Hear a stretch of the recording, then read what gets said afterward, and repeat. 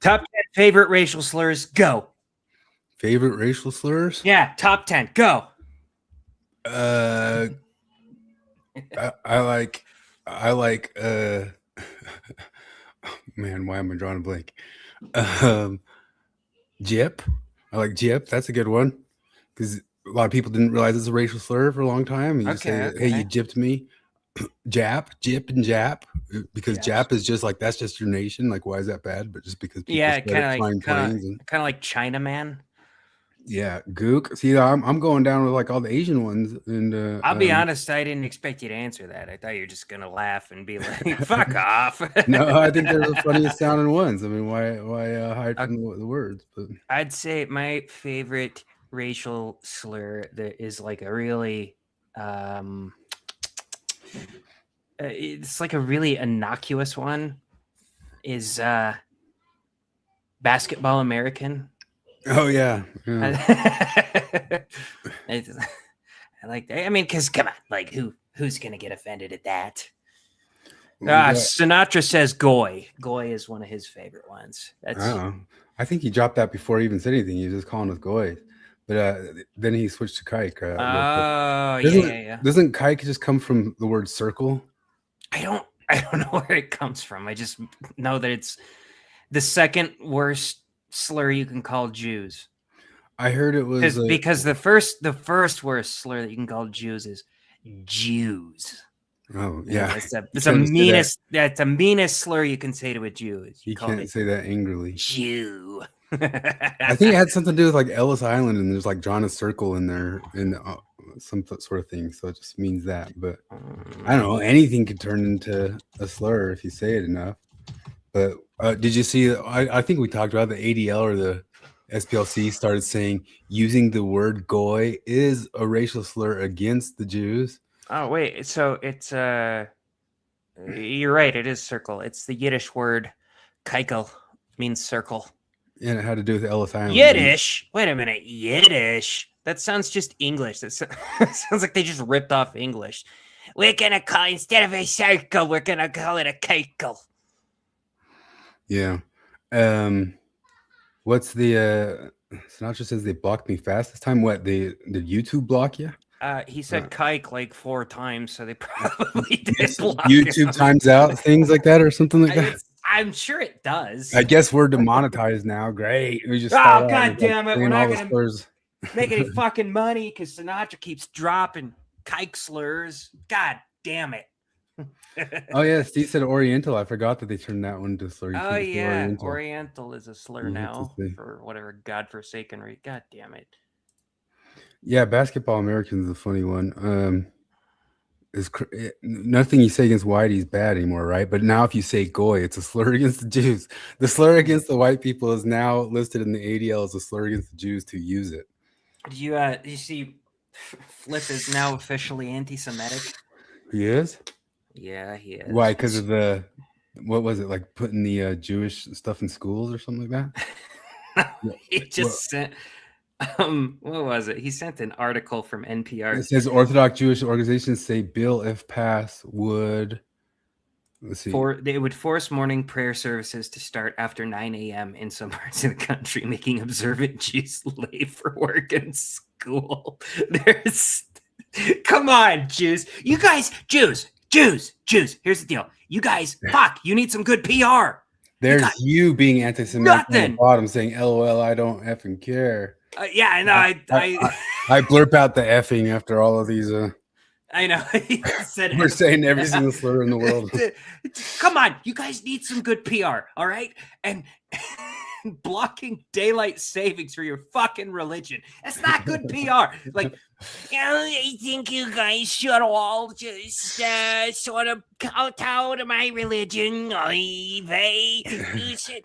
We need to do.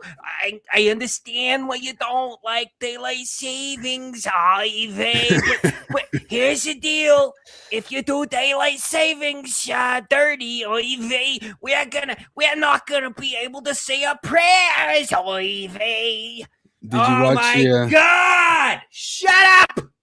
I don't care. Did you watch the Cardin Ward Radio interview with the Jewish guy from PragerU or whatever? that the No, Jews and the Mormons have lots in common. No, but did I just sum it up right there? Yeah, I think you did. I mean, that was Carden's side of it. We're just like you, Eve. Oh, goodness. The Christians say we're not Christians, Eve. It's like they holocausted us, Eve. It's just bigotry. It's bigotry all the way down. They kicked us out of 56 states, and none of it was ever our fault. Oh. Carden just going and going and going, and yeah, it's Fuck, so we're funny. not getting our $7,000, are we? Yeah, I think we're out. God now. We're done. Damn it! I think it was funny because he had the girl on, and she pops up in the middle, and she says, "Oh, he's just talking and being like ecumenical. Like, we have so much in common, and we're the Jews, and there's no reason we shouldn't have an alliance. What do you think?" Sally or whatever her name was, and she goes, "Yeah, just all the Mormons I grew up with just said the Jews just killed Jesus," and I'm like, "That's not right. That's not right to say it." Like, and Car's like, "Oh!" Like I know, like right at that moment, he wanted to be like, "Oh, why'd I let her talk?" Carden, buddy, if you think for a quarter of a second that the Jews are gonna share that pulpit with you, oh, you're retarded. They have that shit locked down, and they're kind of losing it right now. They need so much better PR, but they've got the they're not going to let the Mormons jump up on the Holocaust soapbox with them. Is what I'm saying. Mormons are so good at PR. They should get the Mormon PR department to help them do that. They're getting worse at it, but they're not as bad as the Jew PR right now. Like, come on, guys, you got to just come out and be like, "All right, Israel, yeah, we need America a little bit more than America needs us." But we could be buddies, you know. We could still be buddies. That's what you do. That's your fucking PR. That's your only option at this point because everyone hates you. I don't hate you. I'll be buddies with you, Israel. I really will. I really, really will. But fucking hell, you guys, and maybe that means you gotta share the Holocaust pulpit with Carden, and that's gonna suck a little bit. That's been your bread and butter for the last 70 years, but like, well, Carden immediately tells the guy, like, "Oh, I never heard anybody ever say that. Never, ever. I've never heard that from the Mormons." You know, trying to. I mean, but who doesn't believe that? Did you kill? You heard it from Mormons? People said it, right? Well, who doesn't? What Christian doesn't believe that? What person who, even an atheist that believes in Jesus Christ, could tell you, yeah, the Jews killed Jesus? Like, I thought it was the theme of the book. Well, it's the Romans. The Romans did it. Yeah, I mean, a Roman soldier nailed his hands to the fucking cross, but like it was the Jews that were like, you know what? Free the rapist. He's the Barabbas is chill. Kill the carpenter who raised people from the dead and said to be nice. That's who we want to kill. So I'm not. Obviously, it's not all Jews.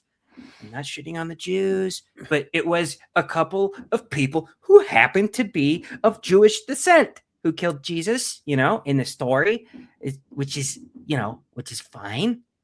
Did you see Netanyahu talking about Lindsey Graham after he died?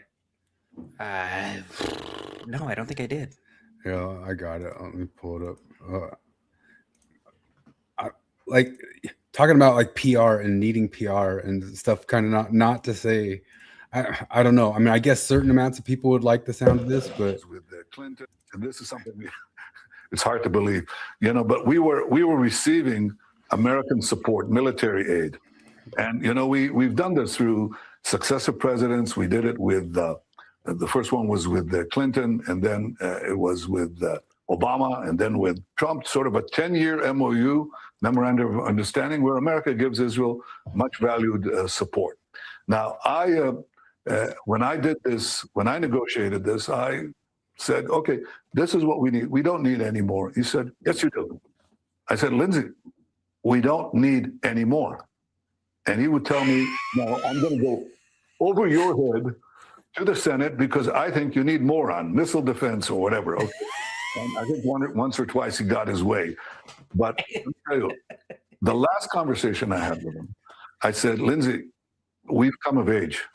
We have a robust economy. We can take care of our own financing our own weapons for the defense of Israel and defense of our common interests with America. So I'm going to phase out the support, the military support for Israel over a period of years and bring it down to zero. We can do it. And he went ballistic. He said, no way, you can't do that, because he was so concerned with our security, which he believed was your security, that he actually fought the prime minister of Israel on keeping America's aid or actually increasing it. And that tells you what kind of a person this extraordinary friend was. Okay, buddy. First off, that you did not fucking say that. You were not like, you said it over and over. No, please don't give it. We don't want more money, Mr. Senator Graham. We don't want more money. Oh, please, no, stop. Ow, it hurts when you throw money at my face. You didn't fucking say that. You did not fucking say that. But also, how are you so bad at this? So comically bad at this PR campaign? Because if that did happen, which it didn't, but if it did happen, don't broadcast it. That's worse for you. The boomer neocons who you're appealing to right now, they're already on your side, bud. Just don't stop appealing to them. If you never, you didn't. Yeah, it's nobody. It's nobody else, and they're the ones you got to get. Yeah, you're not going to upset those other ones. They're already there. The boomer neocons. You're not rousing any extras. Oh, that was really important to Lindsey Graham. No, they all already like Lindsey Graham, and they all already think we should pay out the ass for Israel. So maybe, I don't know, like. Don't report that, because that just makes the people that already hate you because you're so bad at PR hate you even more. Christ. Do you think Lindsey Graham had ever been to South Carolina? I mean, I'll be honest, I'm gonna miss Lindsey Graham. Oh, I miss him. He was all right. I'll give him this. He was fucking funny. And he was just clearly so gay. That just southern gay drawl that he had. And I bet his roommate's real sad.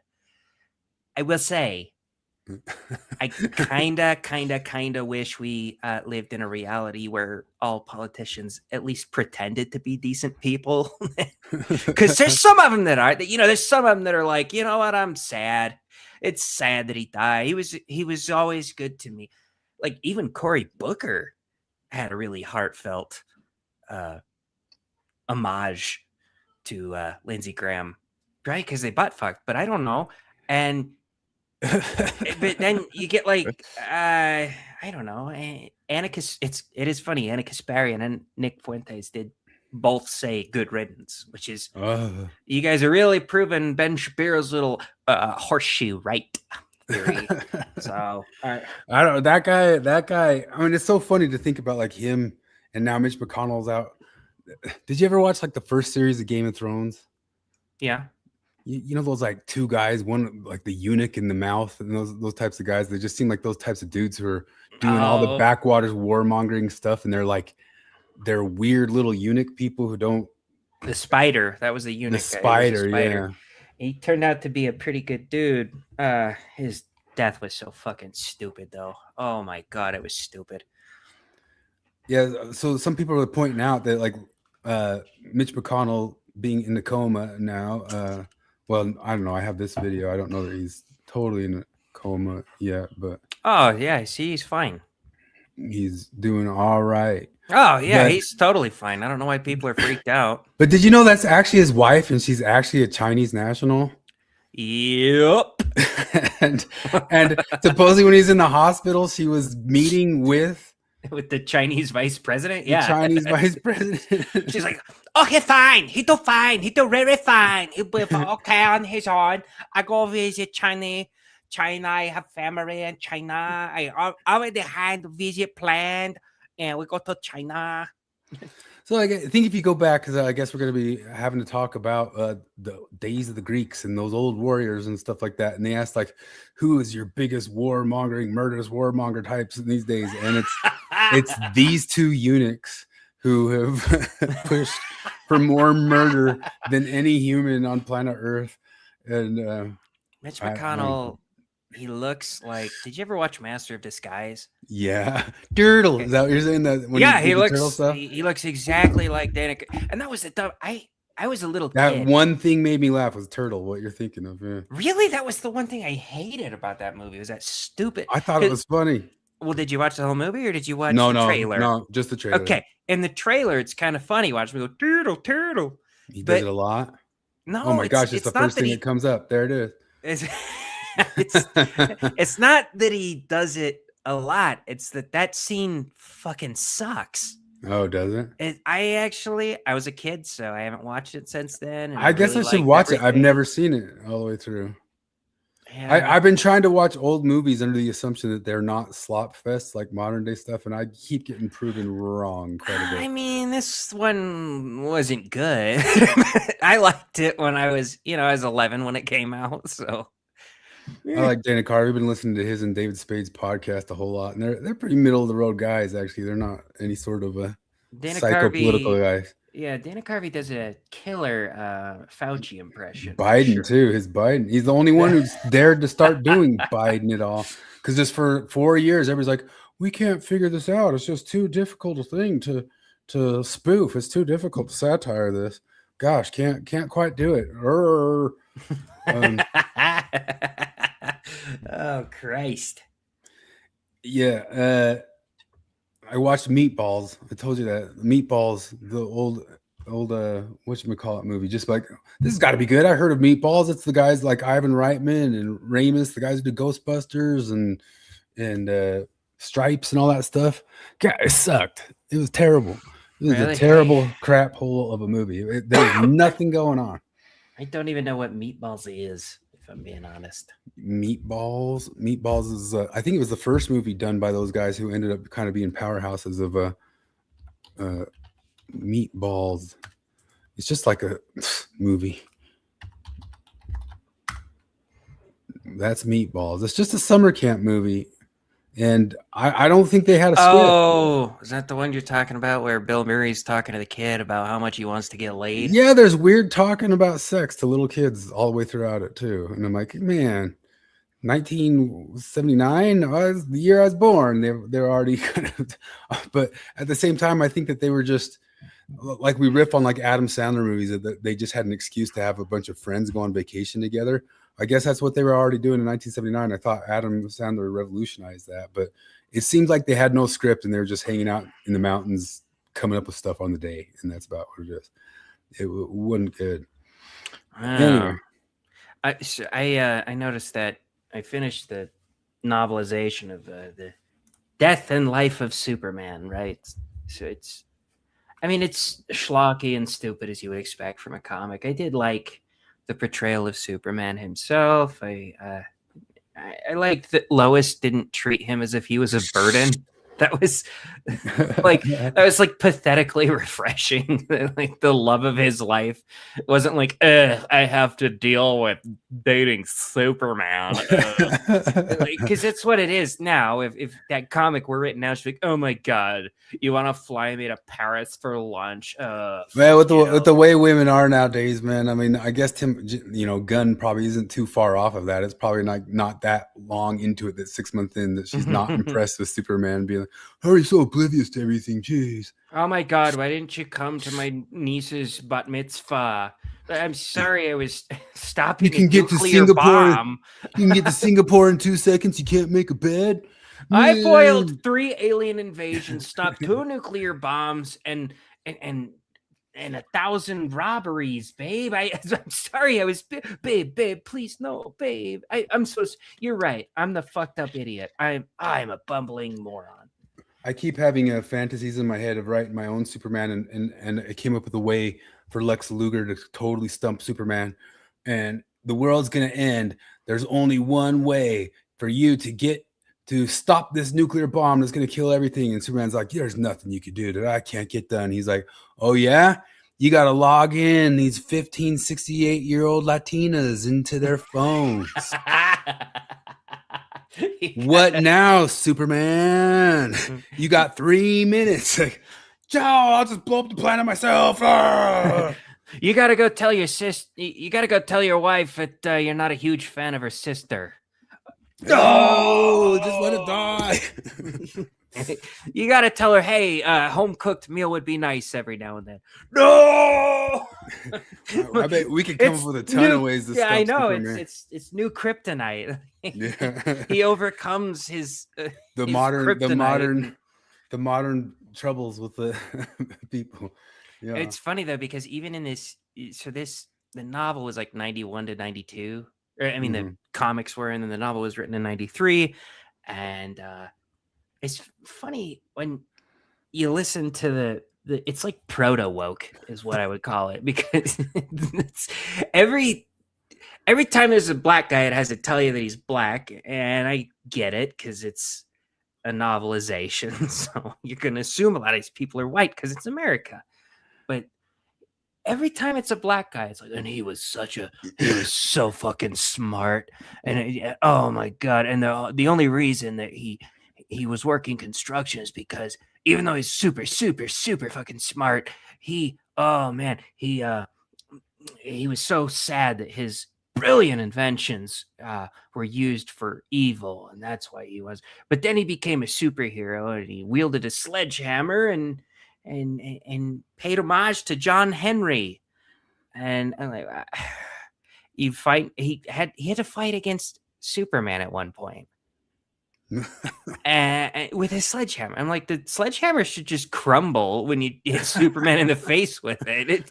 That shouldn't do anything, because that's the only normal part. The rest of it, he's got like this Iron Man suit that's like built of super high tech new metal fusions and shit, and I can get behind that. But the sledgehammer, and then there's like a cop lady that I don't care about. I don't care about this cop lady, but they devoted, you have to. It passes the Bechdel test. Well, they devoted like 3 paragraphs to explaining to me that she was a lesbian.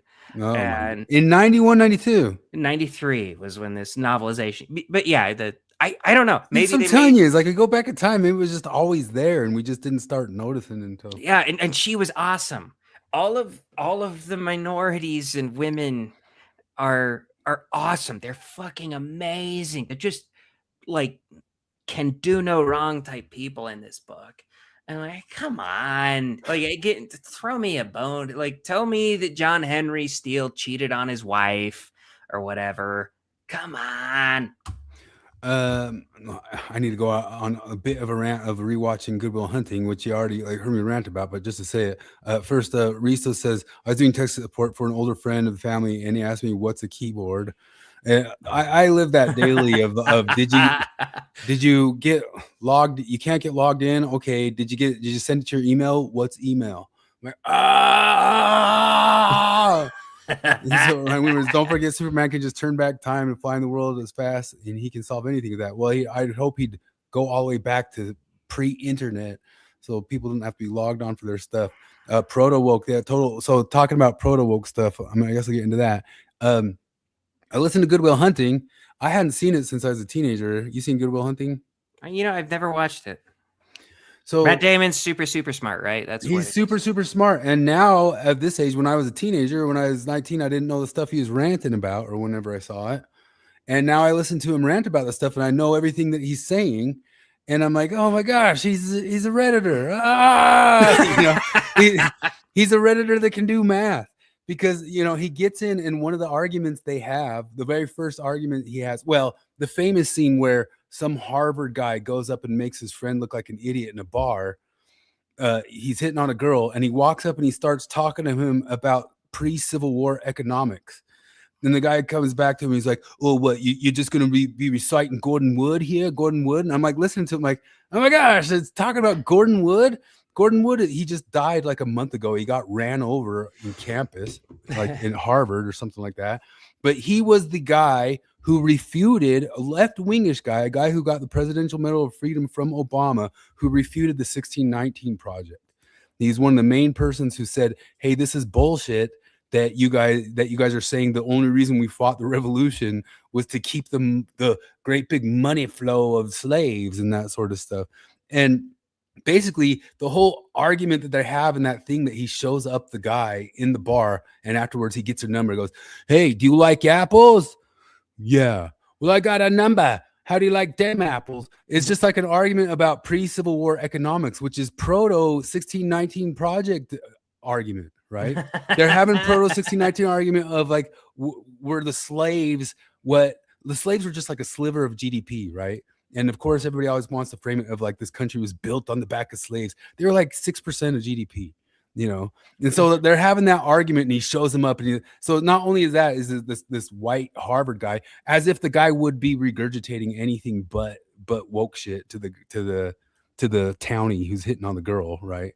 But no, I guess in a subtle way, you didn't realize that he was ranting about Civil War economics as if, you know, making the argument that keeping the money of the slaves wasn't a thing. And that's the whole first thing where he shows off his smarts, ripping on Gordon Wood, the guy that, if you dig into it, was one of the main persons ripping down the 1619 project.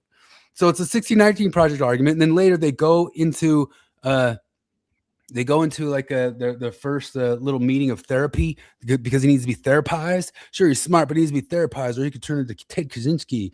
And the very first thing he says is like, oh, you got these books that, you know, oh, the American history by so-and-so. Well, you need to read Howard Zinn's The People's American History. Fuck. If you read Howard Zinn, that will really blow back your hair. And Robin Williams says back to him, well, I've read Noam Chomsky's Manufacturing Consent. And I was like, oh my gosh. Oh my gosh. This is just like straight Redditor shit. Like straight Redditor shit. Even 1999. Even most lefties know that Howard Zinn is full of shit. Like, seriously. And acting like that stuff is the smartest of the smart guy smart stuff. Like, oh my gosh. That stuff is like, you know, undergraduates, you know, I just found the world, a 17-year-old girl at Brown University shit, you know what I mean? And but I guess he could do maths. He could do maths. You never saw what the maths were, but he can do them. Yeah, so. Oh, dude, no, But maybe it's a good movie because he talks him into giving up on thinking he's such a schmotty and just get a girlfriend and get married. So maybe it is actually subversive that way. I seriously, one of the sort of normie dem guys at work was talking to me about, he's like, I hear that Howard Zinn book is really good. And I really didn't want to get so full of crap. No, I know. I didn't want to get into an argument with him, but I have an audio book that's just refuting Howard Zinn. And it's bad. It's like good people on both sides level of bad. The way he takes, he will just stop. It's like if Christopher Columbus wrote in his book or in his journal, we should kill all the natives. He stops right there, and then all of a sudden, if you actually read the journal, his next sentence is actually a really bad thing to say. You know, he doesn't. Howard Zinn is so bad, and he like cops to it too. In the foreword, he's like, "Yeah, of course I'm pushing a lefty agenda. Why wouldn't I?" Yeah. I've listened to so many different breakdowns of all the things that you got wrong in that. It's not even funny, but it's also funny that people are like, you've all gotten the wrong history. You've gotten this. It's almost like Superman. Like, you've only ever had the good Superman. You've never heard the subversive Superman. I'm like, no, actually, I've pretty much mostly heard subversive Superman by this time. And I got good Superman maybe once because I was luckily just barely young enough to catch good Superman. And ever since then, we've gotten 80 million versions of subversive Supermans, and that's also been true of the history in the history departments. I mean, go listen to like Dad Saves America. He's had several really good episodes on one of them's on Gordon Wood and this stuff and the rebutting the 1619 project, but then another one on this Harvard historian and how he's been pushed out because he was a Western historian, and it was done across the board in all the Ivy League schools, and it's been going that way since the 90s, which is all stuff that we know about because, you know, we've gone to graduate school and done it. And then he also got into this guy about how Marx was resurrected because Marx was actually kind of thrown away to the dustbin of history, and he was kind of resurrected back out by dipshits. And it was really good. I think he just uploaded today the whole long thing on how full of shit Marx's economics are and why they keep pushing it in and bringing it back in and who did it and why. It's like a 2.5 hour episode. I already listened to it, but good stuff over there. And just to pump another one, to not look at him here, but Keith Knight, I sent you guys that one. Keith Knight did like 4 hours rebutting the economics of the Democratic Socialists of America from an Austrian economic standpoint. If people want to get back up on good arguments of stuff, this is kind of funny because I was thinking about people talking about the way tech changes your brain, and it totally does this to mine in the sense of I should spend more time memorizing every little argument, but instead I remember where I saw that video that rebuts it. And that's but I mean, I could if I heard the different things like run down it, but if we were actually like a smart generation, I'd just be sitting here regurgitating every little argument. But anyway, Matt Damon. I mean, I don't Matt Damon. Matt Damon said some like dipshitty things over the years. I remember, speaking of Lindsey Graham, one of the only things I ever liked about Lindsey Graham was he was one of the only persons who dared to like stand up and bark about the Kavanaugh thing. Oh, and yeah, he was pretty good on that. And that Kavanaugh thing was one of the big moments. It's like, okay, I'm just done with you smearing assholes. Like, I'm just done with it, man. And but it's funny because it all ties together because Matt Damon was the dude who came out saying that, like, if anybody ever comes and accuses me of something that I didn't do, it's scorched earth. It's scorched earth. And then next thing you know, he's the one portraying Kavanaugh on Saturday Night Live. You know what I mean? Forgot about that. Yeah. What a fucking dope. What a dope. But then he's on Joe Rogan like a couple months back. Since when did Matt Damon be on Joe Rogan? Isn't that, platforming a chud or something like that? I don't understand how we've gotten to the point where people, I guess they just don't give a shit about Joe Rogan anymore. Yeah, Joe Rogan does. People keep saying it's still like the top platform, but I don't even get it pumped to me anymore. I watched JD Vance on it. Well, part of it, I guess. I kind of petered out. Was there clips of that? Yeah, I saw clips. I saw Shapiro was freaking out about it today, and I wanted to watch that, but I didn't watch that one either. Did you just listen to Trump's speech? No. He just gave a speech saying there's major election fraud, and they have proofs of it. It's on whitehouse.gov, whatever. Anyway, Matt Damon, his appearance on Joe Rogan was kind of interesting because he was talking about how Netflix tried to alter the stories that they had. And he was saying that they had a movie and Netflix kind of gave them freedom, but the only notes that they would insist on is stuff to keep people watching for secondary watching. So they had to like make sure they repeated the premise often. They had to make sure that like something moved or something happened every couple minutes. So Netflix was only concerned that if somebody was also watching something else on their cell phone, something would ding, ding, ding, call your attention back to the screen every couple minutes. Those were the only notes that they had on their show. But I understand it because like we're at a point in time where almost nobody will just watch something. We also have to be playing a game on our phone or scrolling. Yeah, Netflix and those guys are aware of it, and they insist on people changing their movies because of it, and it's going to make all of our movies suck because of it. Well, I guess they already do. I mean, there's a reason why people just like announce out loud what the premise of the movie is in the first couple of minutes or something like that. But I do hear, so I'm hearing good things about this new Nolan Odyssey flick. Like I haven't heard of the Odyssey. What is this Odyssey? Something about there's like a really cool promotional rap that was done. Well, that's why my name is MC Homer. I created this rap. Me, MC Homer. I've got it. You want to hear that? Oh, I know you do. I thought I did. Steve said, I watched the Shapiro video. I think he was probably overreacting. Vance said something vaguely critical of Israel. Ben, we were just talking about your dog shit PR. You got to stop calling everything anti-Semitic. Anytime a guy goes, I don't really want to send $1 billion every 2 months to Israel, you can't call him anti-Semitic. He doesn't want all Jews to die. He just doesn't want to give them money. Do you think we'll get dinged for playing this? We better not.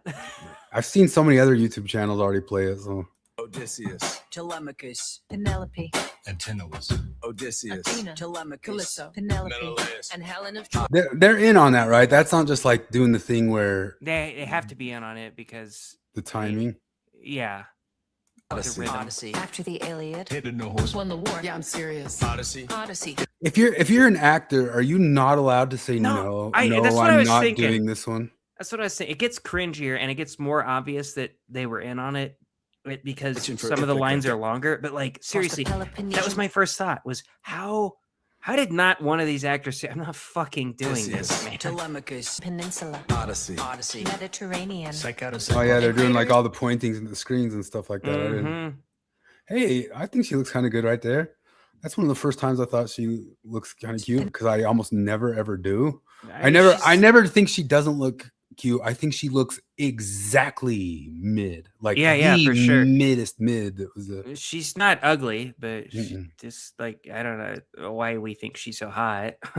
that's the first time I thought she's kind of cute. His cranium. Circe is cursing them. Men into bacon bits. Gotta go. on the road. Head to where Hades is. Odysseus, Athena, Telemachus, Calypso, Penelope. Menelaus, How do you not just say no? I didn't realize Charlize Theron I'll is in tell there. you, I'll That's tell you. another reason to not watch it. I'm just kidding. Matt Damon, every time that clip of him saying Odysseus pops up, he looks like he's dead inside. Yeah, Odysseus. he looks like the Ben Affleck smoking meme. He does. Even John Bernthal looks like he wasn't. I don't know if John Bernthal knew they were doing this because I think all he says in this entire stupid ass rap is his name. I mean, I could totally see that they're in like one of those pressers and they say, "Hey, could you just kind of say this like Odysseus, and not knowing that he's going to be part of this freaking thing." Yes. And Helen of We Troy. could be Homer. The way we go over. The story in 6 feet. Do you think this was done by who is it? Who's the rapper who's supposedly Homer in the thing? Travis Scott. Travis Scott. I don't even know any Travis Scott. Neither do I. You can tell like a lot of these people are dead inside doing this, especially Matt Damon. But like fucking Tom Holland, he thought this shit was on point. He's like pointing to the camera and he's like dancing while he's doing it. He thought people are gonna love this. No, they're not. Hexameter, Call it whatever, so long as it's this beat. sirens on Sirens and Suitors on suitors. and Zilla, Charybdis. Don't munch on the moors. But Helen, Oh my goodness! Like I get real cringes like from this. Like they're saying you get cringe, and there's getting real cringe. Like there's I get real douche bumps. You know, douche bumps. What are those called? This chick, no douche bumps. That's actually a perfect like douche chill, douche whatever something. This chick right here, like I don't know, she'd make a more believable MLK Jr. than she would have Helen of Detroit. Like this, like if they cast her as MLK Jr., I'd be like, that's fucking dumb. And if they cast her as Helen of Troy, I'm like, that's really fucking dumb. What if they had cast peak Halle Berry? I mean, she's still People could at least understand that they thought she was like hot. Yeah, I know. It's less. If it's Halle Berry, it's less of an eye roll, but it's still a bit of an eye roll. It's like it would be exactly as much of a little bit more of an eye roll than casting Matt Damon as Odysseus. It's a little dumb to cast him as Odysseus, but casting her as Helen of Troy is as dumb, absolutely as dumb as casting John Wayne as Genghis Khan. Yeah, it's world breaking. Like it breaks the verisimilitude of the show. I know. I'm sure there's a lot about this movie that's really good. It's a Christopher Nolan I bet film. I bet you some of the special effects are good. I bet you the rest. I bet you. Whenever I see it, because I don't think I'm going to pay for it, so it's got to come out on some sort of streaming. I don't think I'm going to like any of it. I still haven't watched Oppenheimer, so Oppenheimer was all right, although it was full of shit about Oppenheimer and it was full of shit about the McCarthy era stuff. Yeah, but, I don't know. I maybe someday I'll watch the this whole time. Athena, a helpful and generous. help me get home. To defeat that. And The thing that drove me nuts, because so much of the Oppenheimer thing was about, I mean, I guess it'd be a spoiler to say like the main thing, but it was about him getting railroaded for being a commie. And there's the whole other side of it that he likely did give away the secrets to Russia and was involved with weird occultist sex groups and really did all that stuff. That's why he recited the Bhagavad Gita to the president and all that sorts of stuff, and did run around with like they keep showing these scenes of him kind of like, oh, I'm with the girl, the thing I'm cheating with. No, those were blood sugar sex magic parties, and he really was involved in that stuff. Like you can research it and look for it. It's not like a secret, you know. And they show it as if he was framed for that or some sort of deal. Like, no, he announced from the rooftops he was into that shit. Like, come on. But News of that hero who's traveled so far and so wide in his life. and they were absolutely commie groups too. And so him getting interrogated about possible commie ties, and he likely was the person who leaked the stuff to Russia because he believed that the mutual assured destruction thing was the only way to save the world. You know, but then that all gets framed as if he was framed for that because of a different reason. You know, and that's the main story. I guess it's like any Nolan thing. It's all filmed well and there's well acted and all that sorts of stuff. But I guess the general premise of it too is also kind of just breaking of like what the actual concept is. Unraveled and Tell me, News of that hero who's gotta be tired as hell. all because The of Odyssey. this The is Odyssey. Telemachus. Penelope. The Odyssey. The Odyssey. Odysseus. Athena. Did you see that Jonathan Pajot saw the movie and loved it? Yeah. Loved it. Nerved it. Because he thought Nolan was purposely putting in Elliot Page as a Trojan horse. Yeah, I don't believe that. I mean, I don't. So you mentioned it sort of in the same vein as making fun of Black Panther for being like an ethno state movie. Yeah, like Wakanda. Yeah, And, or like people like read Barbie as like a manosphere movie. Yeah, no, I think those films were just so ignorant that they accidentally showed that. Like, No, and that happens all the time. And I think it's valid to review any sort of art for the accidental messages in it. Just a while back, Jay Burden and Dave Green, the distributors, had a really good discussion about Gone Girl. And if you watch the movie Gone Girl, there is so much messaging in that you could like, it could be Rollo Tomasi who made the movie. You know what I mean? And you know that the people who made the movie weren't Rollo Tomasi. You know, they can accidentally, just by the nature of reality, put in based ideas into stuff, or just kind of comically it appears in there. You know what I mean? But it was not the intention. It was not the intention, you know. And I do not believe his intention was to use Elliot Page as a Trojan horse. I think he just has worked with her before, and that's it. And then they wrote in, I mean, I don't know if you heard the story about it. So everybody's like, oh, it's Achilles. Oh, it turns out you're wrong. It's not Achilles. But it turns out that they replaced the role of Achilles with Sinon and put in what Achilles did with Sinon doing it. So it is Achilles, just not Achilles. Okay. So it's Achilles' role in the Odyssey, but they put it as Sinon, who is from the Iliad. I didn't realize, because I know Sinon wasn't in the Odyssey, so yeah, she's doing what it's just exactly Achilles' role in the Odyssey, but called Sinon. That's retarded. Yeah, and they still say you were the greatest warrior ever when you're alive, which would just be naturally known with Achilles. But in this, they just call it Sinon, and then it's part of Achilles' role, the person that they come across in the underworld. And so yeah, they replaced Achilles, and then they still announced to Elliot Page's face, like they do in all these movies. You know how one of the things that they make sure to do in Marvel movies, like if you watch like Captain Marvel with Brie Larson or whatever, there's always a moment with the female superhero, instead of like doing things and have them being heroic and benevolent to make you like them in some sort of way, save the cat, some sort of thing like that. Instead, they have some other bigger, more famous character announce that they like them. Like that's like, watch anyone when there's some moment where Thor goes, I like this one, you know, or it's like one of like the main tropes. Yes, tell don't show. It's tell don't show, and they always do it with like a female superhero they're trying to get over. This female superhero is awesome, and they do that in this. You were the best warrior in life. They say that. That's one of the lines, supposedly. So it's not Achilles. It's just somebody who takes Achilles' role and is announced to be the best warrior. somehow. The get in best trouble. warrior. How you do? Oh, they removed the media. I was gonna show the one clip that got out of. Looks like they're going after it, but I guess they would have gone after us too. It's that clip of. Did you watch the clip of running in the armor and? No, but I heard about it. I didn't see it. It looked like a child running in armor, and that doesn't break verisimilitude at all or anything like that. Ellen Page is 5'1", and I don't even believe that.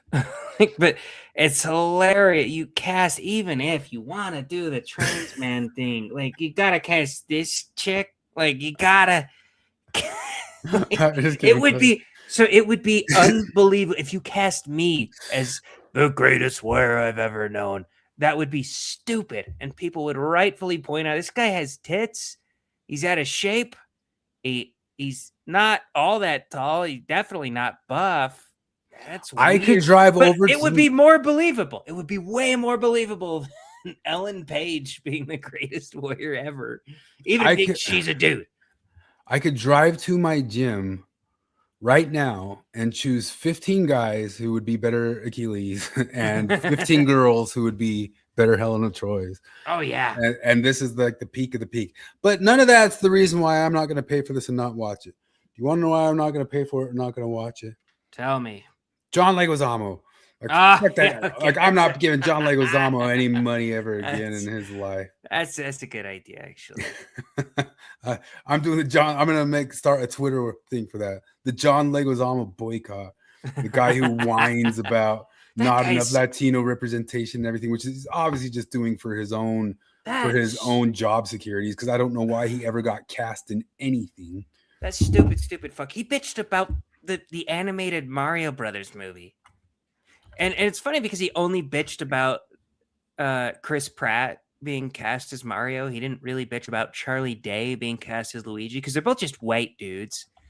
But like Chris Pratt is white dude non grata. What is John Leguizamo? He's hang on, he's Puerto Rican or something. I can't remember. That.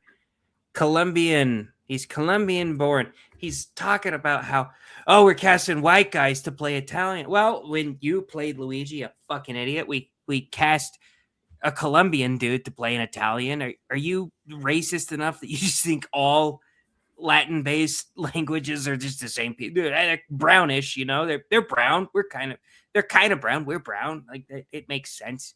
You fucking idiot. Oh, God, I hate that retard. I don't know how I ever got cast in anything, but it was probably before your time. It was like 97.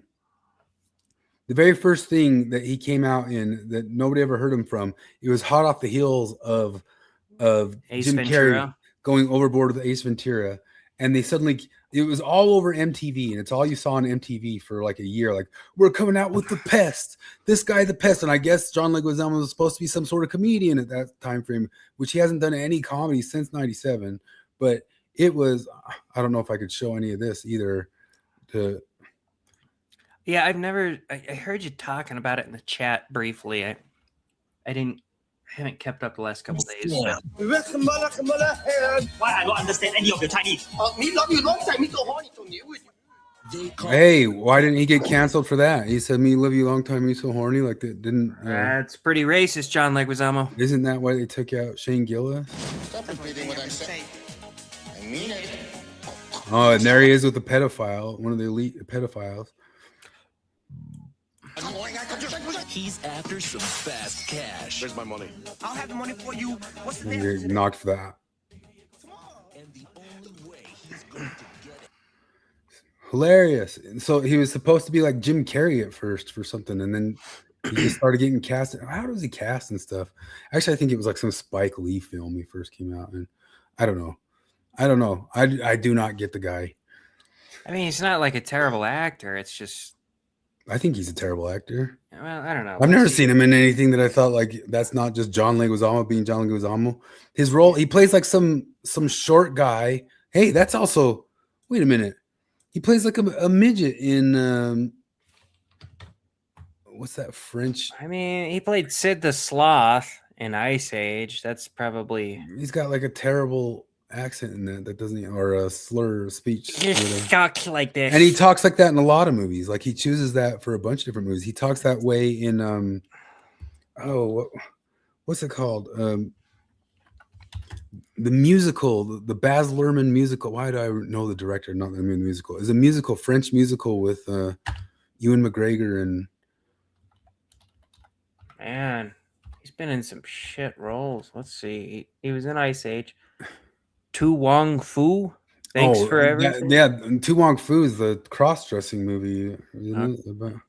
I guess he was in Encanto, which I think they're actually Colombian. I can't remember. Moulin Rouge. He was in Spawn. I don't remember. He was in John Wick. How was he ever in anything? I don't know. I think he's fine. He's just not very memorable. No, I don't think he's fine. I boycott all John Leguizamo stuff from here on out. He's an obnoxious person for sure. Moulin Rouge. There, people got it for me. Anyway, so Elliot took the time to make the announcement that he's making a documentary. Exceptional in sharing this information that we did not learn in school about gender and sexuality in the natural world, and follows Joan Roughgarden, brilliant evolutionary biologist who wrote Evolution's Rainbow, as well as other scientists researching and doing this incredible work, sharing this information. And the doc is not just deeply informative, it's also so funny and warm and inviting and expansive. And those are some pretty manly chance to see it. And if you're not in New York or an area with screenings, you can also set up your own screening. So if you go to the Second Nature, it challenges that quaint little phony idea of there being sexes, using the animal kingdom. Human beings aren't clownfish. Fuck this, Jesus Christ!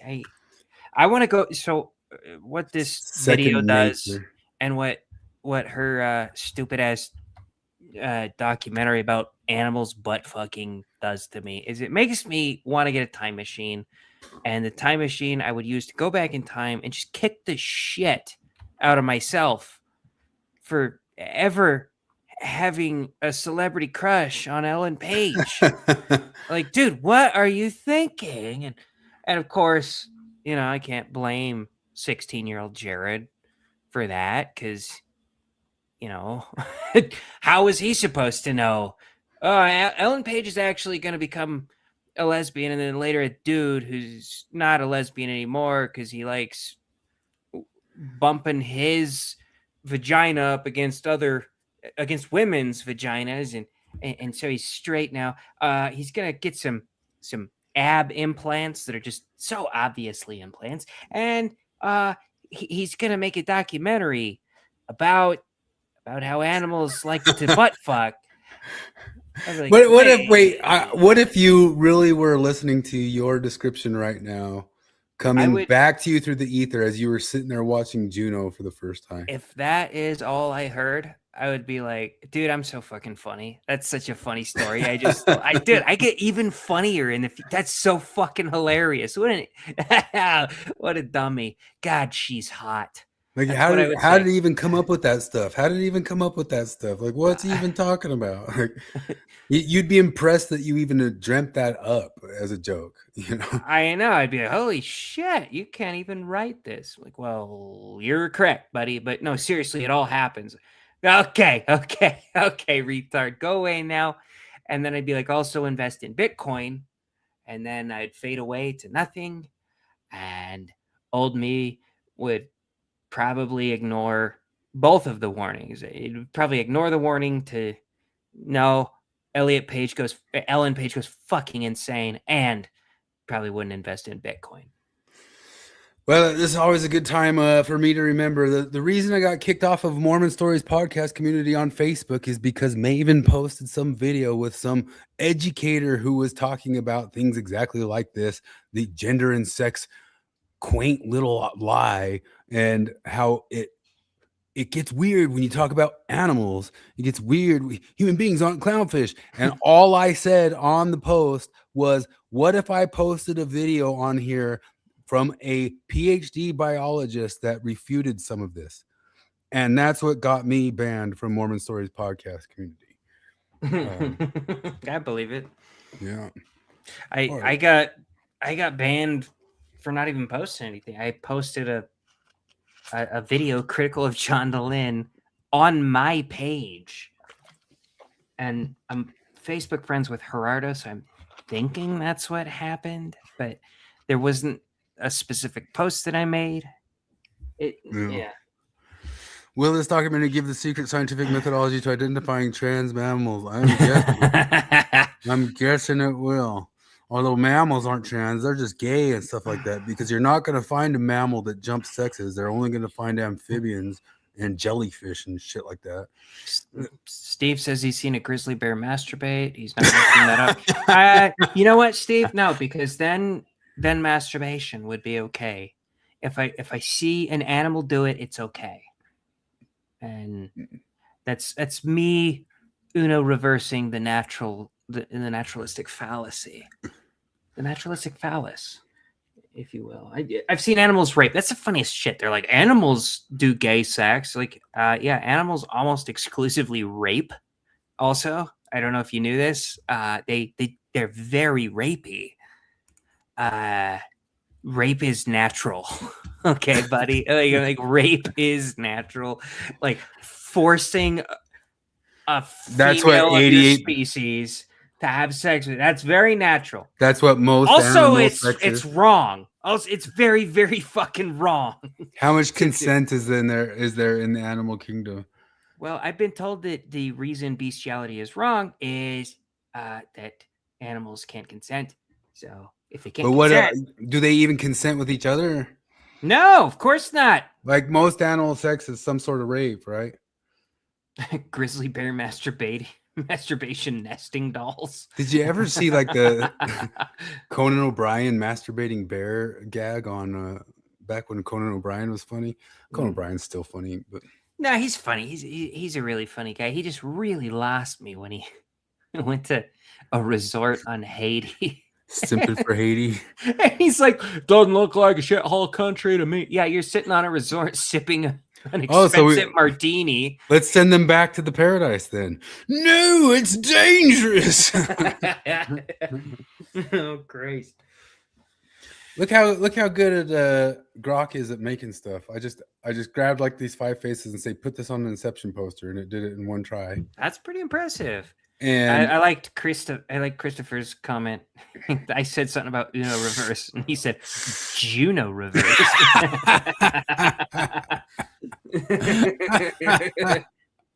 Yeah, you got Juno reverse. Is it dead naming to put Elliot Page on Inception? I was talking about the Inceptors.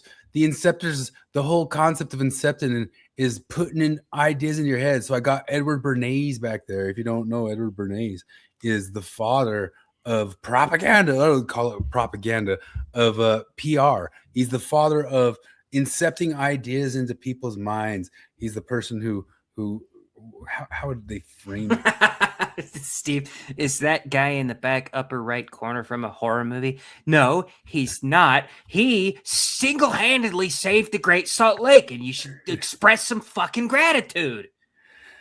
The YouTube, A Brief History of the Man Who Brainwashed America, Edward Bernays. And Edward Bernays was like they were like cousins. Him and Sigmund Freud were cousins. I don't know if you know that. Field of public relations and propaganda. He's the first person who started saying, instead of appealing to the people, change their tastes, change their perceptions, change their ideas. Hang on just a sec. Leslie said, I'm not trying to defend bestiality, but from a purely logical point of view, how can having sex with a cow be any worse than eating a cow? And it's actually a pretty philosophical answer, because it's fucking gross. That's my answer. Having sex with a cow is fucking gross. And people who have sex with cows probably do other gross things. And even if their only gross thing was having sex with a cow, we would be better off if we just ostracize them from our society. They could go make their own cow fucking society. They'd have their fun fucking cows. We would have our fun not being around cow fuckers, and it'd be nice. Eating what I mean, other animals, like other animals eat. We're omnivores. We eat other animals. That's what we do. We don't fuck other animals. And the simple reason is because it is disgusting. That's it. That's the reason. That's the philosophical axiom on which lies. You're not allowed to ask Socratic questions without us looking at you and saying, "What do you like? Sex with animals?" Bestiaphobe. Yeah. Actually, Ryan. Cow waste sperm. Oh yeah, there's the Catholic answer for you. Each sperm cell is a soul that you're condemning to purgatory or limbo. I don't know. Our Catholic fucking retard is gonna show up and tell me that I'm wrong about this at some point. But so if you put your dick in a woman, you have a chance of at least not condemning one soul to purgatory. But if you put your dick in a cow, every soul that comes out of your ball sack is going to be condemned to purgatory. And Ryan actually had a better answer than me. Banging a cow is creepy, but they taste damn good. Oh no, that's a good answer. Banging it is gross. Eating them is tasty. Eat a ribeye, a medium rare ribeye, and tell me that eating a cow is gross. Yeah. So Edward Bernays, the father of public relations, and also a cousin of Sigmund Freud or something like that. They're somehow related. Relative uncle. Sigmund Freud was his uncle, or the reverse. I can't remember which is which. Anyway, he's the father of public relations, which is everything that we get nowadays, that like every one of these actors and people have a public relations department more than they have anything. He was the guy who, to get people, the very first thing, like in branding and marketing, to get people to smoke cigarettes, he started getting women to go around looking sexy smoking cigarettes. Holy fuck, wait, go back. That, does he not look like a white Neil deGrasse Tyson to you?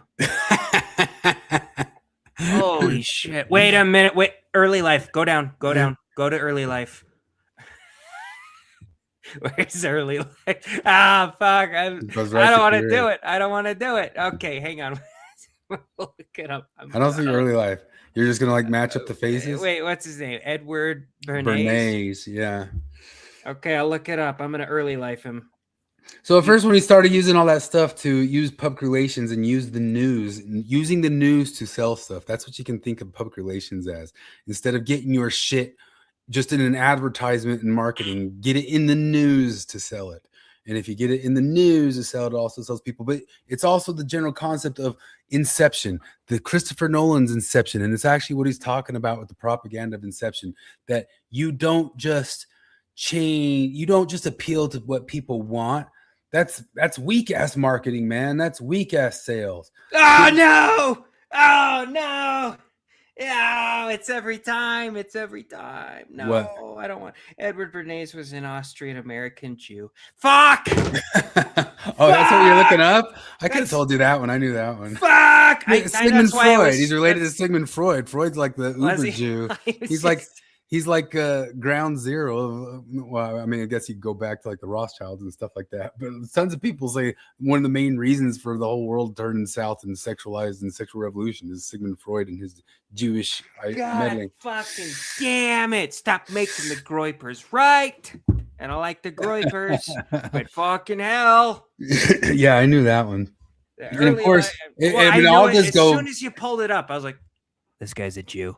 I knew it. I fucking knew it. No, but if you think about it, just the general perceptions too of the concept of it is something that could stem from Jewish thinking, that your ideas are to change the thoughts of the world rather than to appeal to what they want, which is one of the things. You just told me that the father of propaganda is Jewish. I'm fucking anti-Semitic now. Thanks a lot, buddy. Dang it. My bad. Anyway. Oh, where's that? Sorry, no. It's totally fine. Just back here. No, I mean, let's just go to this like Inception, because this movie, if you watch this movie, the whole concept of this movie, mean, it's played like as a love story or something like that, but it absolutely is a commentary on how to put ideas into people. So instead of appealing to the people, right, changing their minds on some sort of thing like that. And this is his next Inception, although it's his Trojan horse of Inception. And but Jonathan Pajau says it's a Trojan horse to get you to accept the concept of the return of the king. I don't know if I believe that. I'd have to see it, and I'm not going to pay it because of John Leguizamo. So that's a very good reason. I'll give you that. I got on there our Mormon Democratic Socialists of America, which both includes an ex-Mormon and a Mormon, both Kwaku and Commie John. We got John Larson there, who reappeared on Mormon Stories this week, but that was just to grab a quick $1,000 to take back to his commune, because they just repeated all their stuff and talked about fourth stage capitalism and other commie gobbledygook. And Kwaku, I guess we'll get into Kwaku later, but Kwaku went on Mormon Stories podcast to pitch Dan McClellan gayness to the Mormons as if he was the first one to come up with it and researched it and looked it up, and nobody ever thought of this before. Steve, the guy who saved the Great Salt Lake, looks like the hillbilly from the horror movie Wrong Turn. Think he made the wrong turn, boy. I don't know. Wait, do we know Spawn 303? He says likes to stream. Hey, is the I don't know. Well, hello, Spawn. Howdy. Is Spawn the old cartoon good? I'm thinking of watching that one. I never watched it. I'm thinking of watching it. Anyway, so all the way back to this. The reason I brought up Bernays, and then I got the Mad Men guy, and then I got a WWE wrestler guy. I just wanted to hit on the stuff that they say. I think I showed this one before, but the Mad Men. This is the conceit of the TV show Mad Men. Where's the volume? Call love was invented. Here's a quote that might haunt you for the rest of your life. What you call love was invented by guys like me. That is Matt. Did you ever watch Mad Men? I did not.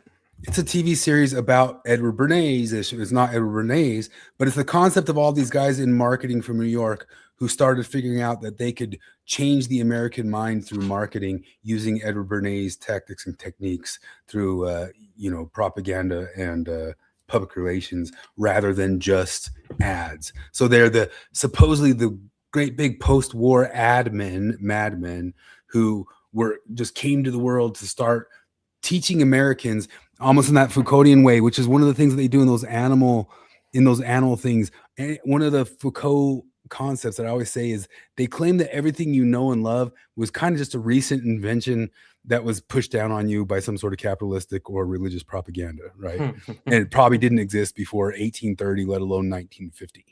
And the only reason you think and feel anything you do is because these guys incepted it into you. From the show Mad Men, which was actually full of lines like that. And if you only know the show from the memes, or if you think it's just kind of a soap opera that takes place in the 1960s where a bunch of handsome people all have affairs with one another, the show is actually really interesting because it is trying to answer the question, why is the world like this? Why are people like this? And its answer is that in the post-war years, there was a small group of advertising executives who basically created a template for what a modern life was supposed to look like. That up to this point, the world had things like tradition and religion and culture that taught people how to live their lives. But along came this era of television and mass media and consumerism, where people had more spare time and more spare money. And what this show is saying is that at this point, a certain group of people came in and kind of took the controls of the culture. These were the advertisers. Because the way they were going to sell you products was by saying, here is a portrait of what your life should look like. And it includes a car and a house and a picket fence and a boat and a pool and on and on and on. The main character is Don Draper, and his whole method for selling products is saying, this product will fill the emotional void in your life. And the way it will fill that void is by boosting your self-image in the eyes of everyone around you. In other words, Don't buy this car because it's a good car or because it's comfortable. Buy it because you want to demonstrate to the people around you what kind of person you are. But the problem is, Don Draper is miserable. None of this fills the hole inside him because he's reaching a point in his life where he realizes that he has poured so much energy into the presentation, into convincing other people of what kind of guy he is, that he never spent time actually becoming that guy, that he is a mask with no face behind it. You're born alone and you die alone, and this world just drops a bunch of rules on top of you to make you forget those facts, but I never forget. And what the show is saying is that makes him perfect for advertising in the consumerism era, because he is creating a population of people just like him. When the counterculture came along and tried to reject all of these ideas about capitalism and consumerism, the advertisers just swallowed them up along with everything else. The final shot of the series is Don Draper making that Coca-Cola ad with a bunch of hippies on a hilltop singing about peace while holding their bottles of Coke. There is a reason why this show won a lot of awards but was not watched by very many people. It does take kind of a dim view of humanity. But honestly, if you want to understand the era we're living in now, it starts with understanding this one. I actually think that sort of thing, he does end up on a hippie commune, and then he starts pushing in. You could think of, I'm going through my HR recertification right now, and I have all this corporate social governance and sustainability crap that they start pushing into me. And I actually think that show did the same thing what Pajau is doing, in the sense of saying that Nolan must have certainly been putting in Elliot Page as the Trojan horse on purpose there. I think that show had him go to a commune and start talking about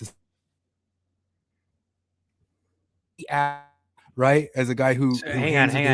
I think you skipped out. What did I last say?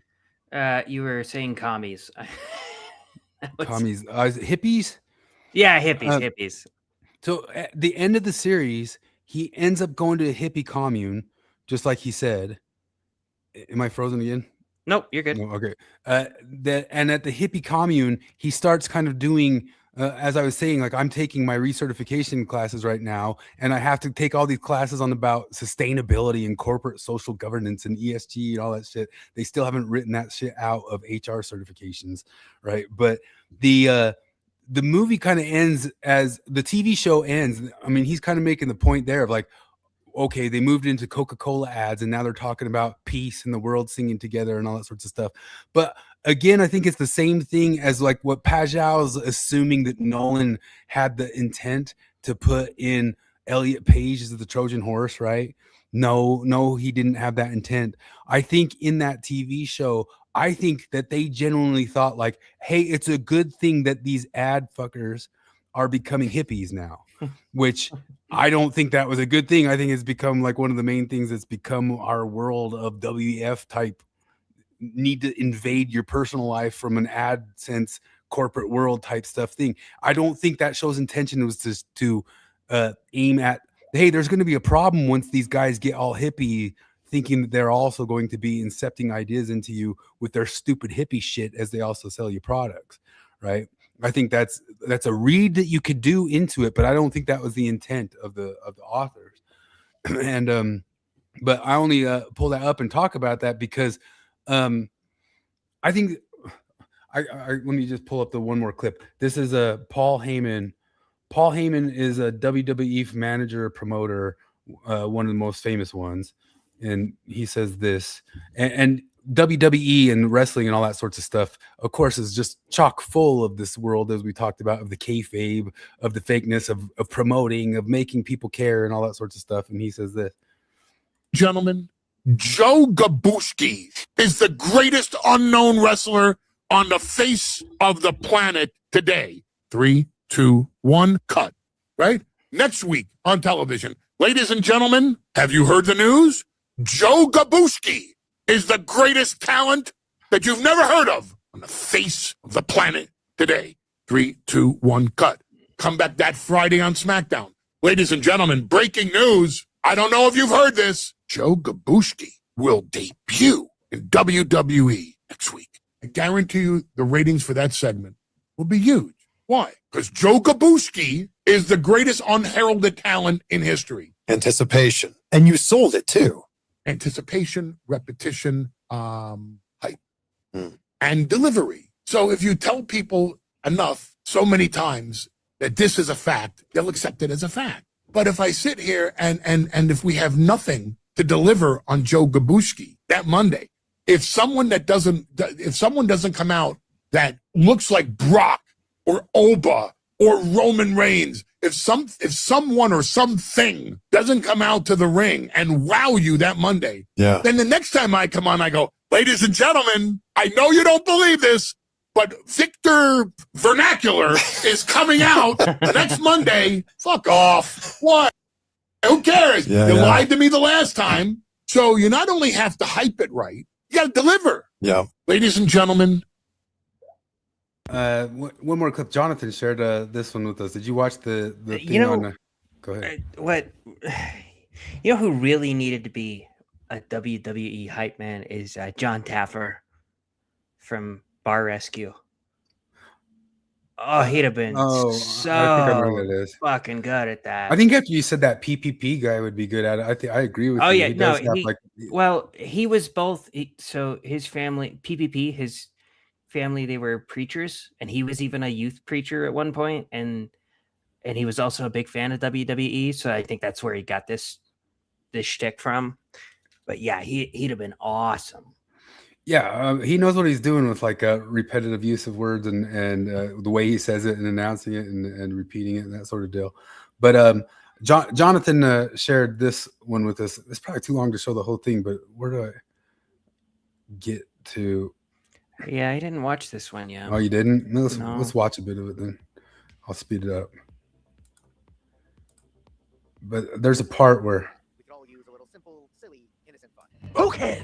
You take your kids to the theater to relax and create a memory you'll share together. You put on a streaming show to make them giggle while you make dinner. You buy a ticket with your friends to a big budget blockbuster where you'll watch guys battle with swords and forget about how much you hate your boss. And stop worrying about whether or not AI is going to take away your job. That's how most people view entertainment's place in their life. And for it to keep filling that need, they have to be able to trust it. Unfortunately, entertainment can't be trusted. The entertainment you watch has never been less interested in giving you what you want. It has other plans. And it's never been more true than it is right now in 2026. This is the story of how the Muppets and the Odyssey intersected in 2026 to destroy the last shred of trust audiences had left.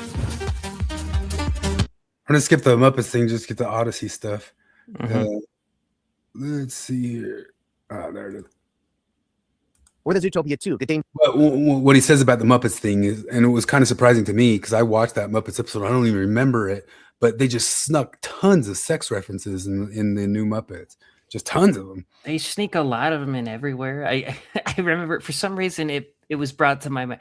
Somebody's playing Life is a Highway, and that always makes me think of the movie Cars. And I just remember Lightning McQueen after winning his race in the initial round, like being bombarded by fans, and two fans, like they're obviously chicks, they flash their headlights at him and you can see him glowing. It's very obviously like they're flashing their tits at him, and he's just talking about how awesome it is.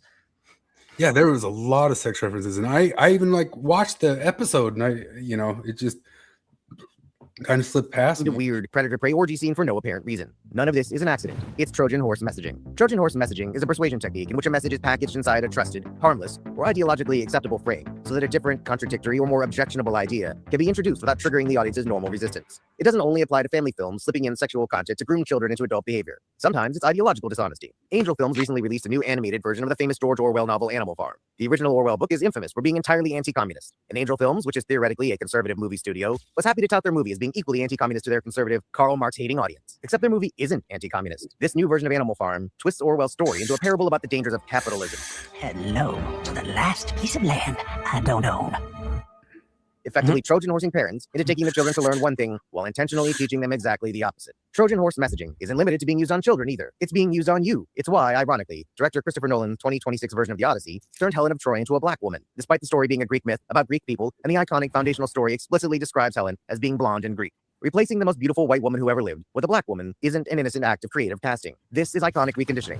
Iconic reconditioning is the deliberate alteration of a beloved character's defining symbol, trait, or image in order to transfer audience attachment from the original meaning to a new, preferred one. It's hard to see what's really happening with the Odyssey through the race angle of the situation, so let's put a different frame on it. Imagine a new Indiana Jones movie where Indy throws away his fedora in favor of wearing baseball caps. And then imagine the movie was made only because the filmmakers behind it hate fedoras and want to make other people hate them too. Maybe the new baseball cap wearing version of Indiana Jones is well acted, has amazing special effects. It wouldn't matter. Nobody would support it because it's not Indiana Jones anymore. It's some other guy in a different hat. People would hate it. No one would defend it. And the same people who made excuses for the Odyssey would be the ones leading boycotts against Indiana Jones and his baseball cap.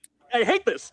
It is revolting. Christopher Nolan's motives are no different from those of our hypothetical fedora-hating Indiana Jones director. Instead of targeting your feelings on hats, he's out to change your standards of beauty by stealing the most beautiful woman who ever lived label and applying it to someone totally different. He's out to change your view of Western culture by rewriting its foundational stories and then pretending nothing happened. He's using the story of the Trojan horse as an actual Trojan horse to screenwash you into sharing his worldview.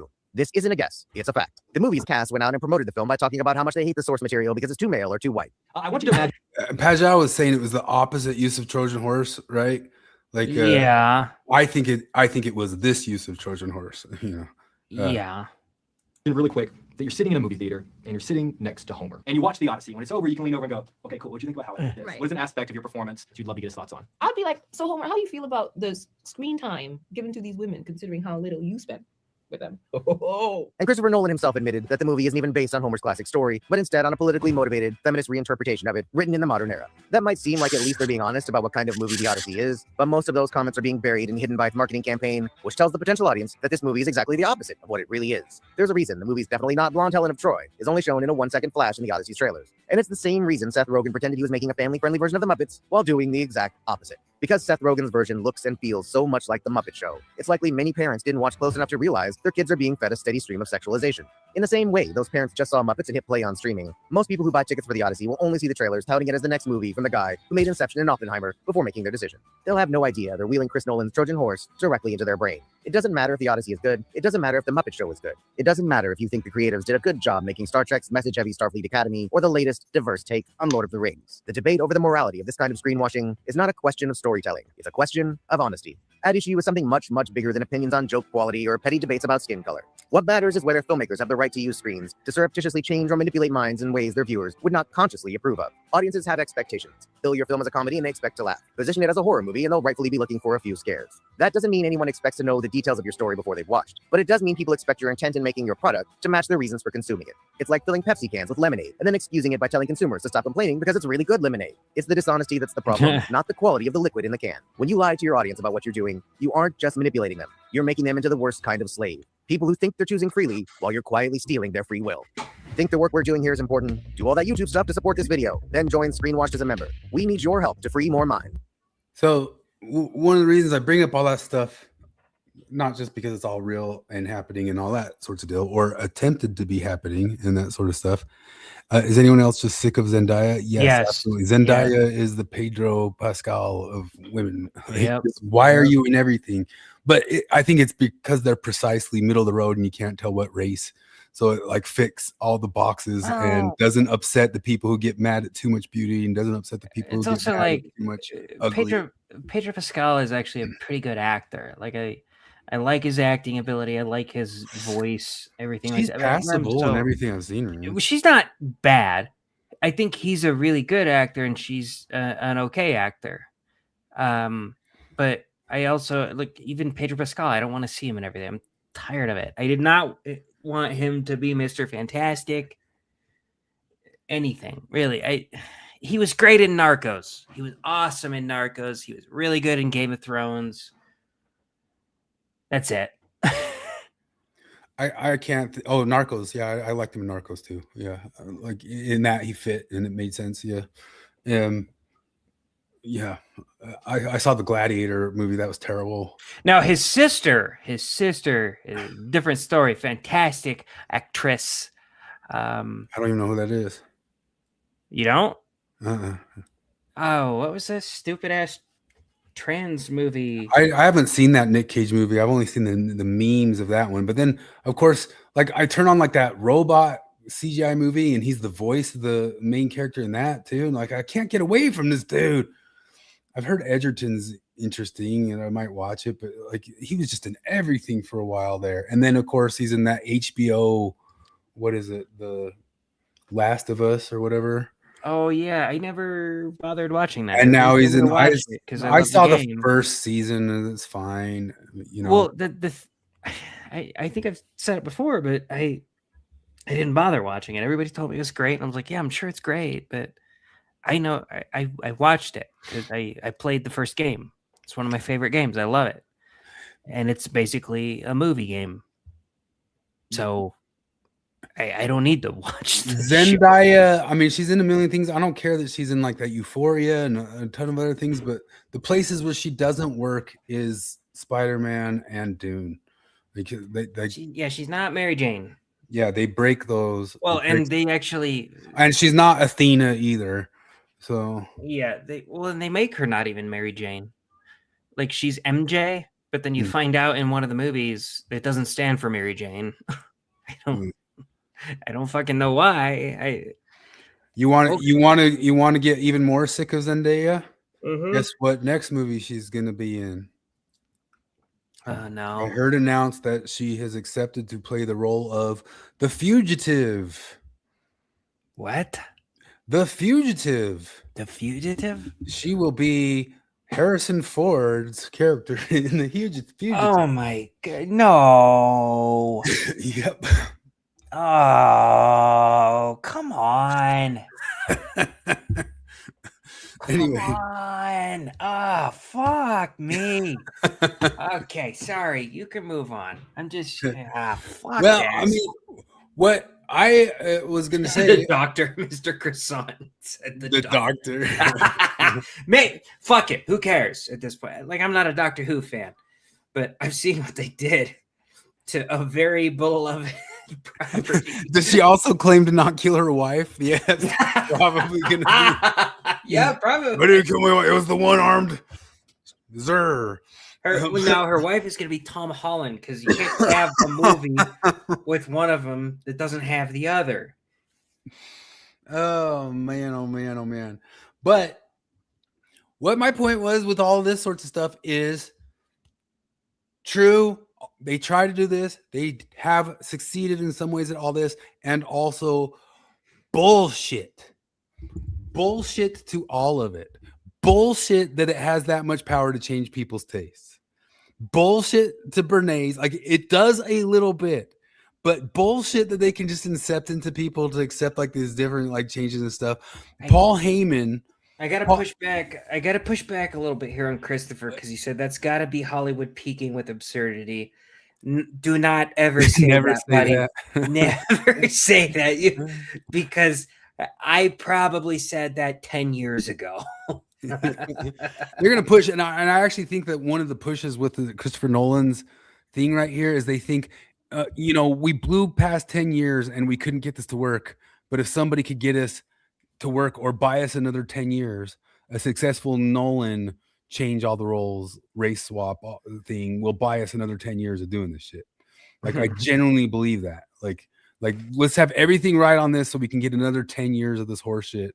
I want to see that meeting. I want to see the meeting where they told him that they're like, okay, here's what we're gonna do. We're gonna, okay, buddy, here's the deal. You're the last director that people like. You're it. Like, I believe this. I believe people don't even like Steven Spielberg, buddy. So what we want you to do, we know you want to do this Odyssey, and we really want Helen of Troy to be black. What? That doesn't make a lot of sense. we want 0 people in this Greek fantasy to be Greek, by the way, which also don't care about as long as they look kind of Greekish. That's fine. But oh man, okay, we need you to make her black.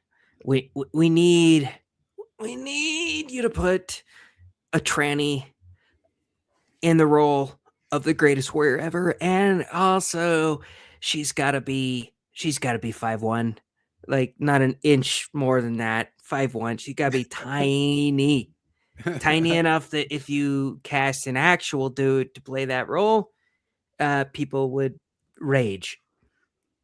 What? Why? Well, it's the last gasps of the woke. You know, we got to keep the woke going. I want to see that meeting. That'd be awesome. I believe it. I believe it happened. I believe it happened. You could do both all the roles in it around like a round table and make a skit out of it. I'm excited for the pitch meeting. So you have a new Odyssey movie for me? Yes, sir, I do. So we were thinking we would do the Odyssey, but have 0 Greek people in it. Oh, wow. Yes. It'll be... Wow.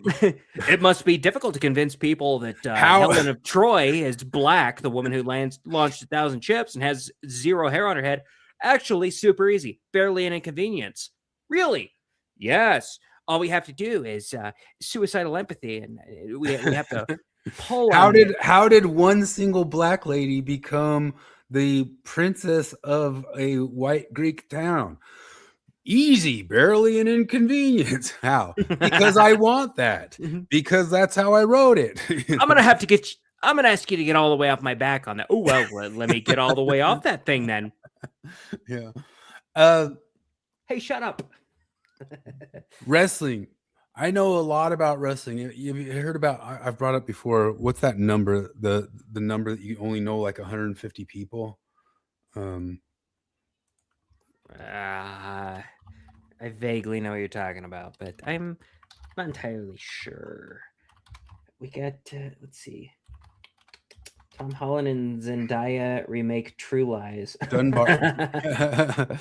Yeah, keep them pumping out. It feels like, remember when Awesome-O was pumping out Adam Sandler movies? I think we could pump out woke movies for Hollywood much faster than they could, like Cartman's Awesome-O. Dude, I fucking, when me and Morgan started our journey of watching shitty movies, we started with Adam Sandler movies. Like 2010 Adam Sandler movies, not the early stuff that was actually defendable. But I was sick. I was kind of sick of Adam Sandler at the time, but I've never ever been as tired of Adam Sandler as I have been of Jack Black or Zendaya or Pedro Pascal. Everybody thinks it's like absolute fraud that he just keeps casting all his friends, keep making stuff. And part of me goes, it absolutely is, because those movies are terrible. And at the same time, he's such a mensch for doing that. Just like employing all his friends and keeping them all working. I don't even think hanging out with them. And I don't think it's a secret to him, I think he just is like, I like doing it. We're gonna make a shitty movie. A lot of people are gonna watch it. It's gonna make a lot of money, and we get to go to Hawaii. Bitch about it. This number here is Dunbar's number. It says that this British anthropologist said you can only really know about 150 people, and we're only kind of built for tribes of about 150 people. And one of the problems with the modern world is we aren't really built to be tribal or get to know well anything beyond 150 people. 500 people would just be acquaintances. 1,500 people you may recognize, and beyond that, it's people who are foreign to you. Well, I wasted my 150 people on wrestlers. I know enough about more than 150 people, 150 wrestlers, and I don't have room to know anybody else. And the only reason I bring that up is because what Paul Heyman is saying there, if you really know all the history of wrestling, there is infinity more failures of promotions than there were successes. Like infinity. So there's like a hubris here, right? There's a hubris that you can just incept into people something. Like one of the biggest things and one of the reasons I love wrestling is the crowd. None of them can really kind of guess at it. None of them can really guess and know for sure what will go over and not go over. They throw all the things at the wall, throw all the spaghetti at the wall, and then they just kind of keep going with the thing that the crowd reacts to. It's ultimately bottom up. It's the populace up who decides. They're not deciding at them. They try to throw new things at them, but it gets weeded out by the people of what the people actually like. And it's hubris and a lie that it's top down. And Mad Men, it's hubris and a lie to say that the only reason any of us likes cars and houses and kids is because Mad Men sent it to us. The only reason we like love and marriage and proposals and diamond rings and stuff like that is because it was sold to us by De Beers, right? Bullshit. The reason it stuck or hung or stuck with us is because it fit our desires. It's what we like. It's a little bit of like that commie stuff of like them The seeing the- shittiest ideologies all rely on blank slate theory. blank slate, and this was just introduced to you in 1915. You didn't know anything about it before, and all of your desires and wishes, and even how you act as a man, as Judith Butler would say, was sold to you by Hollywood, and you just picked it up from you know, there's no human nature to any of it. There's no decision on your end of it. So what's their explanation for like infant studies where like infant boys will play with trucks? Are we going with epigenetics? Is that what it is?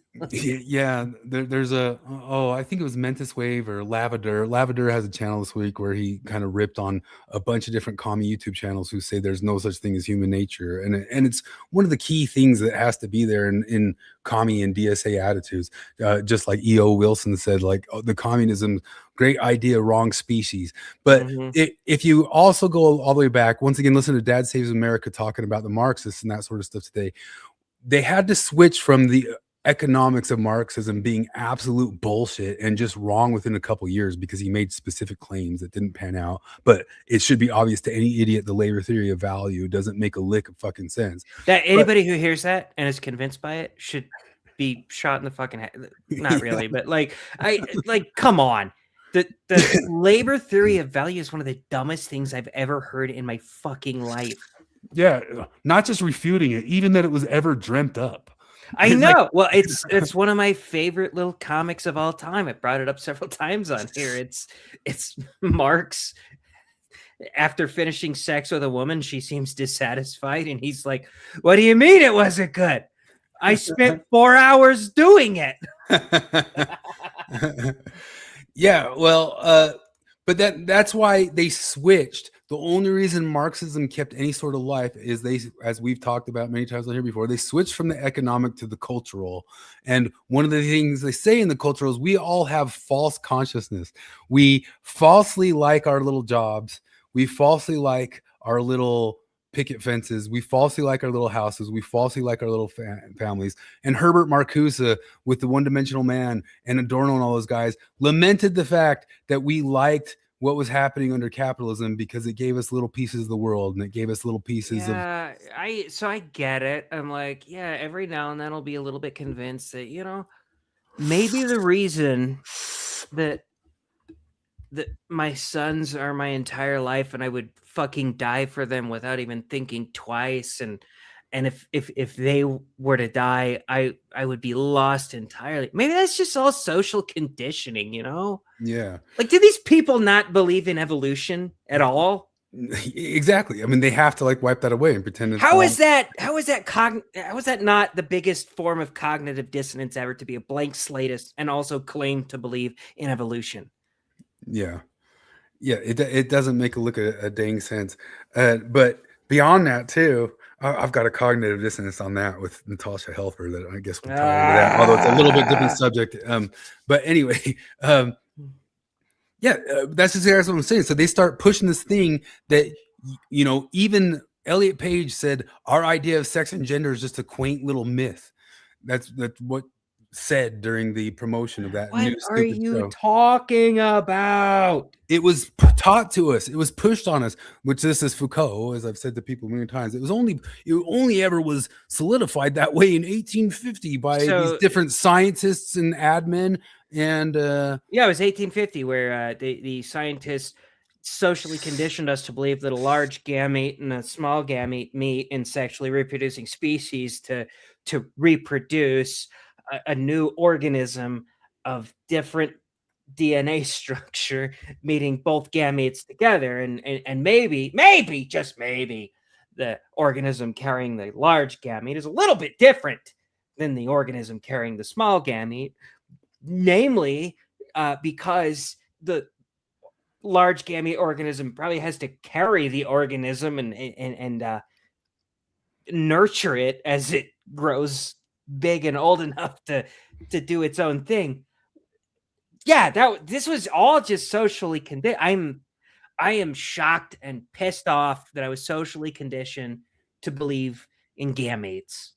Yeah, but I mean, it's still just even all of it, because like they say we're socially conditioned to like our goods and services. We're socially conditioned to like our slop, to like our food, to like, and they did it to us.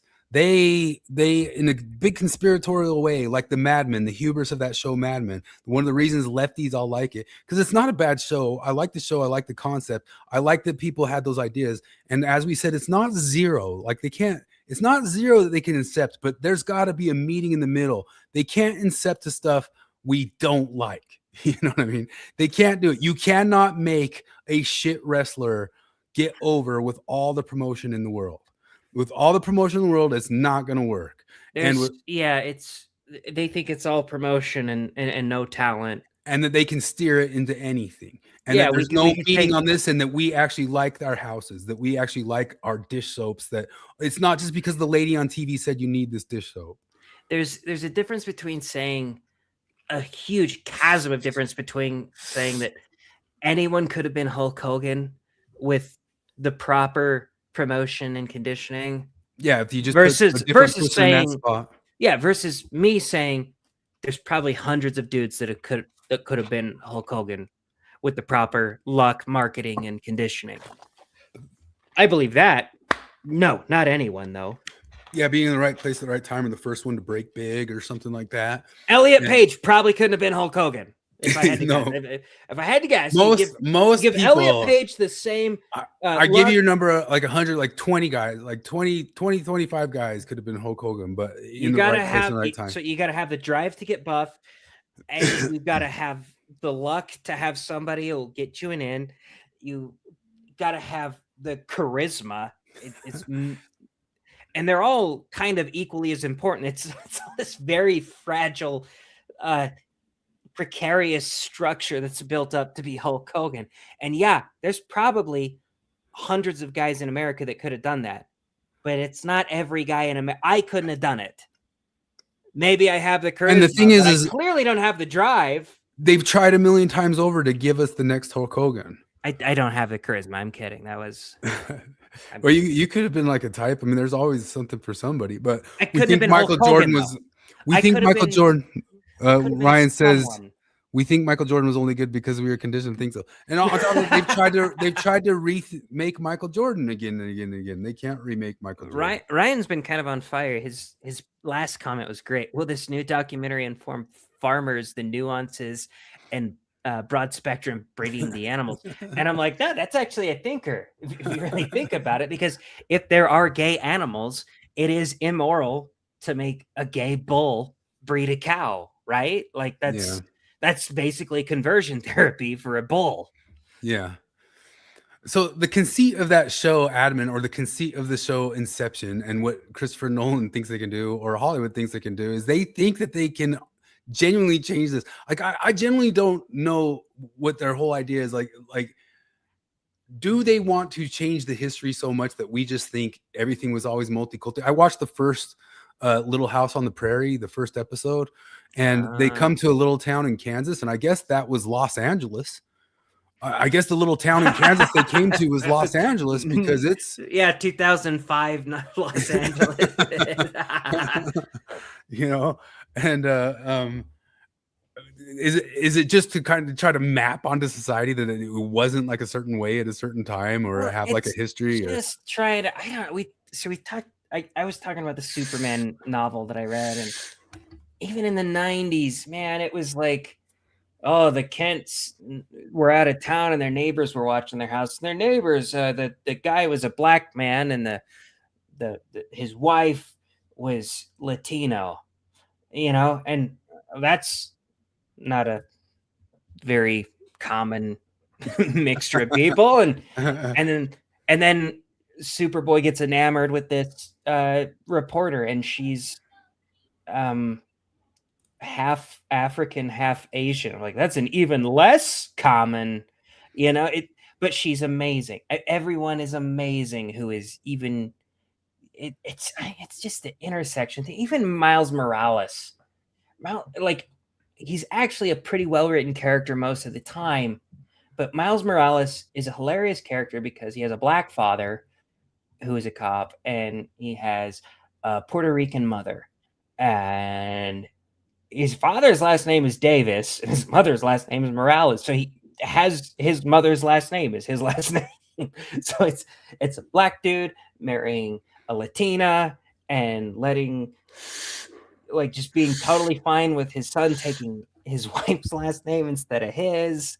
And it's just all there. It was in it was even, I don't want to shit on Hogwarts Legacy too much because I love you, Troy, but it was everywhere in Hogwarts Legacy. Like, it was 1850s England was Los Angeles.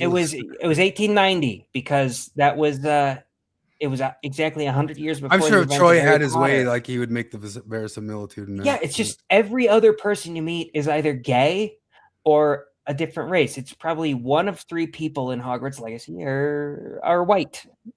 You know, and there absolutely was a way in Harry Potter to say that there was a wizarding school over in Nigeria. Sure, there absolutely was, because like they mentioned that, and that doesn't bother me at all. It's just that why did they hadn't blended Hogwarts together look yet. Yeah. so much fucking different than 1890s Hogwarts. 1890s World of something you have to Wizarding do. wasn't Globo Homo yet, but I mean, I guess they imagined it to be that. But yeah, I like this meme. Christopher Nolan is Whole Foods Michael Bay. What I've done. Yeah, but so one of the conceits, the reason like lefties love that show Mad Men is because they generally kind of get like a boner for the concept of, they didn't like that those admin in the 1950s did that because they were wrong and twisted and whipped up into the capitalism and whipped up into the monogamy and whipped up into these things that don't make people actually happy. But they figured out that they could change people's perceptions and change people's ideas and that sort of deal. And you have this top-down authority to change it. And all we have to do, you know, going to Adorno, and Adorno's a dialectic of the Enlightenment. What he says the dialectic of the Enlightenment is we have to deal with the fact that people keep getting happier with this capitalism. You know, well, how do we deal with that? You know, and Marcuse generally thought that we had to make the people poor and worse, which I think is genuinely Mom Donnie's plans, because then that will break them out of the spell of thinking that they're happy with all of these toys and gadgets and gizmos and things that aren't true actual happiness. We got to get beyond that, and it can be incepted into us the same way it was incepted into us to like it, because we didn't really like it. It was just incepted into us to like it. So they can incept into us this new future, this new modern audience, as Christopher Nolan says it. And my response to it is no, you can't. You can make headway. You can do little bits of stuff. The reason we get so much Zendaya and we get so much Pedro Pascal is Corolla always used to have this joke that like a bunch of like different like 80s music was absolute shit, but they gave enough coke to the station people that they would just play the song over and over again, and people heard it enough, and that's the only reason why you have Phil Collins or Hall & Oates or something like that. And there's a little bit of truth that like repetition makes you know who the person is or that sort of stuff. But no, it does not create 100% like create taste the way that they want it to, or daydream that they have the wizarding power to do. Bullshit. Just bullshit. Just bullshit. The only reason anything ever hits popular is because it actually hits something that the human nature of the people liked and wanted or resonated with. That's it. Like you've got to deal with the bottom up. It's not a top-down decision from the elites who are taste making for us. Fuck off, right? That's my soapbox on that. But which brings to the last person we had on there, which was Kwaku. Oh yeah. I was listening to first off, just to like say this like little quote, I heard Dave Green say it last night, and he says, if your politics at all has the line, if we could just get people to, you lose. Like that's it. If people could just over. There's no if people could just, right? There's no, you don't have the power to do that. You can make little headways, but no. You know? That's the commie lesbian at work who really sincerely thinks that communism is just being nice to people. That's seriously what she thinks. Because I made a joke about how if I were the communist or if I were the dictator of Russia, I'd just be super nice to people and set them free. And so you'd be a communist. No, is that what you think it is? It's just being nice to people. And it's hilarious because it was at one point she told me communism should work out just fine. There's just something evil. There's something fucked up in human nature. And I was like, yeah, okay. If your ideology doesn't account for human nature, your ideology is shit. That's every time I hear them talk about communism, it's if only humans were different than humans are. Okay, well, let's come up with something for humans as they are, maybe. And capitalism is just that. Capitalism is just you. It's a two-way street. You got to find a. I mean, it's get like those capitalism sales bros and those marketing bros that they just assume. Like, there's always like Glenn Ross. The movie is, it's a really good movie, and it's written by David Mamet, who's actually a really conservative writer. People don't know, but the whole thing is like the concept of like the sales guys should be able to make the sales rather than there should be a product that people want to buy. You know what I mean? And no, they fail. They fail at it because there's not a product, or it's a shit product. Well, you're not a good salesman. No, like there's got to be like a meeting in the middle there, And I'm not going to listen to this, but Clavin just had this dude on, and he had like a really good point because we talk about the conquest laws that any institution becomes left, and this guy brought up that this kid here, what's his Redeemed Zoomer, he was talking about the reason is because conservatives leave.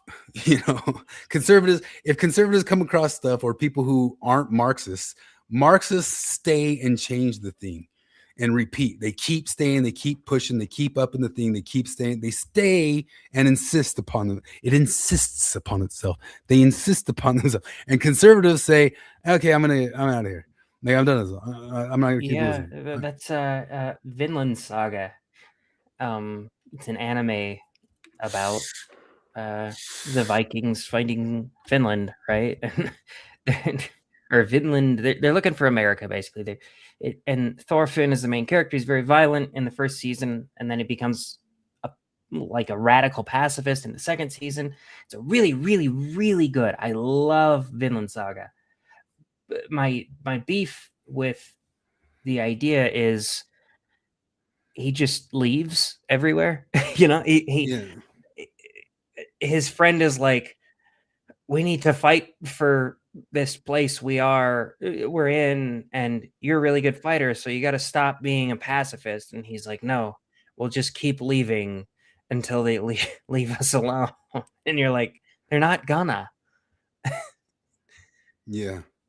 And that's what kind of what his point is that the Marxists stay and they just repeat. They don't run away because they lose. They just back off, regroup, change the wording, change it to sometimes unbelievable abstractions, and come back with the same argument with a different phrasing a little bit later. And they don't budge, and conservatives leave. And then those institutions move in that direction just because the conservatives are like, all right, I'm out. Screw this. See ya. Screw this. I'm out. Fuck it. Which is maybe like how we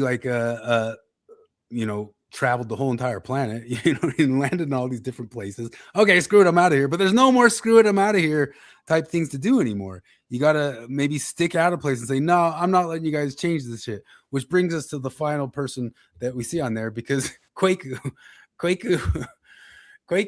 is, I thought it was real funny because they had on that Jewish guy the next day. I'm like, do you know the guy that was there the day before was one of the main dudes saying like the Jews just committed like a Holocaust and a genocide, that sort of stuff, and that sort of deal the night before. And then they have like, hey, we can totally meet in the middle with all this stuff.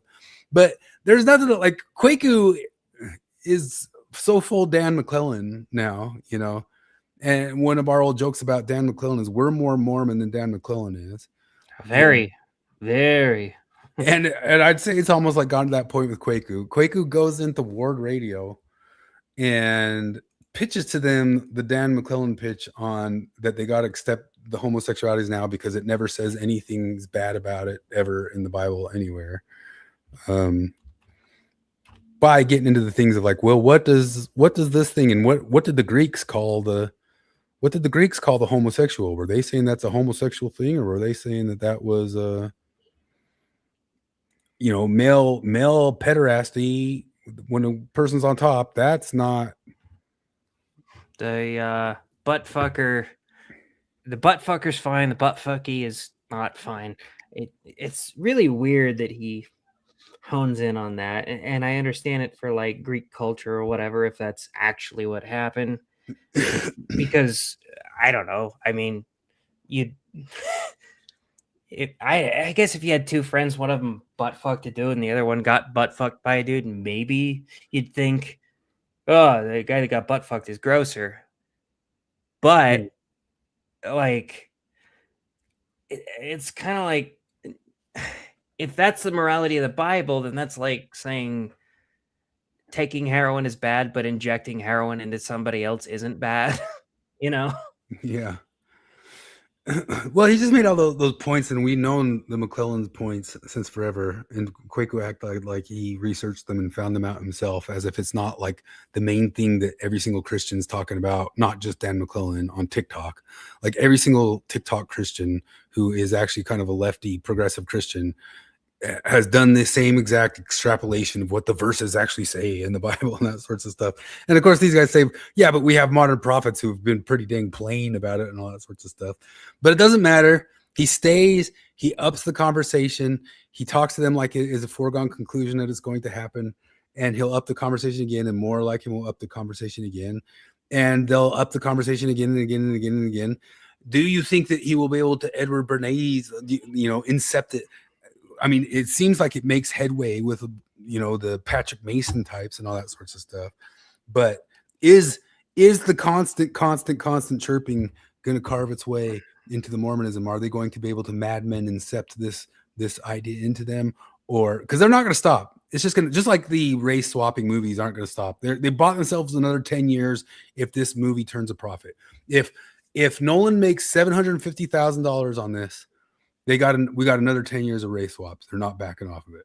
We thought it was the end of the era. We only had to last out things that had been written in the past couple years, right? We were all kind of feeling that. Like, we're kind of getting to post-woke era. There's just some movies that's coming out now that have been in progress for 3 years. And as soon as they're gone, it's all going to be pretty good, even though the Oscars have a quota and all that sorts of stuff. If this movie's any successful at all, they're gonna double down. The movie's definitely going to be successful. I don't know if it is, because to be successful, he has to make so much. It's got to be $750 million to break even. Success in a certain concept, yes, it's going to hit close to that. But to break a profit, it's got to get up there. But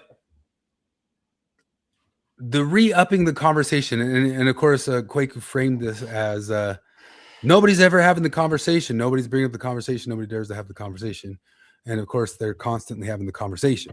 And, that's one of the ideas of the dialectic is re-up the conversation.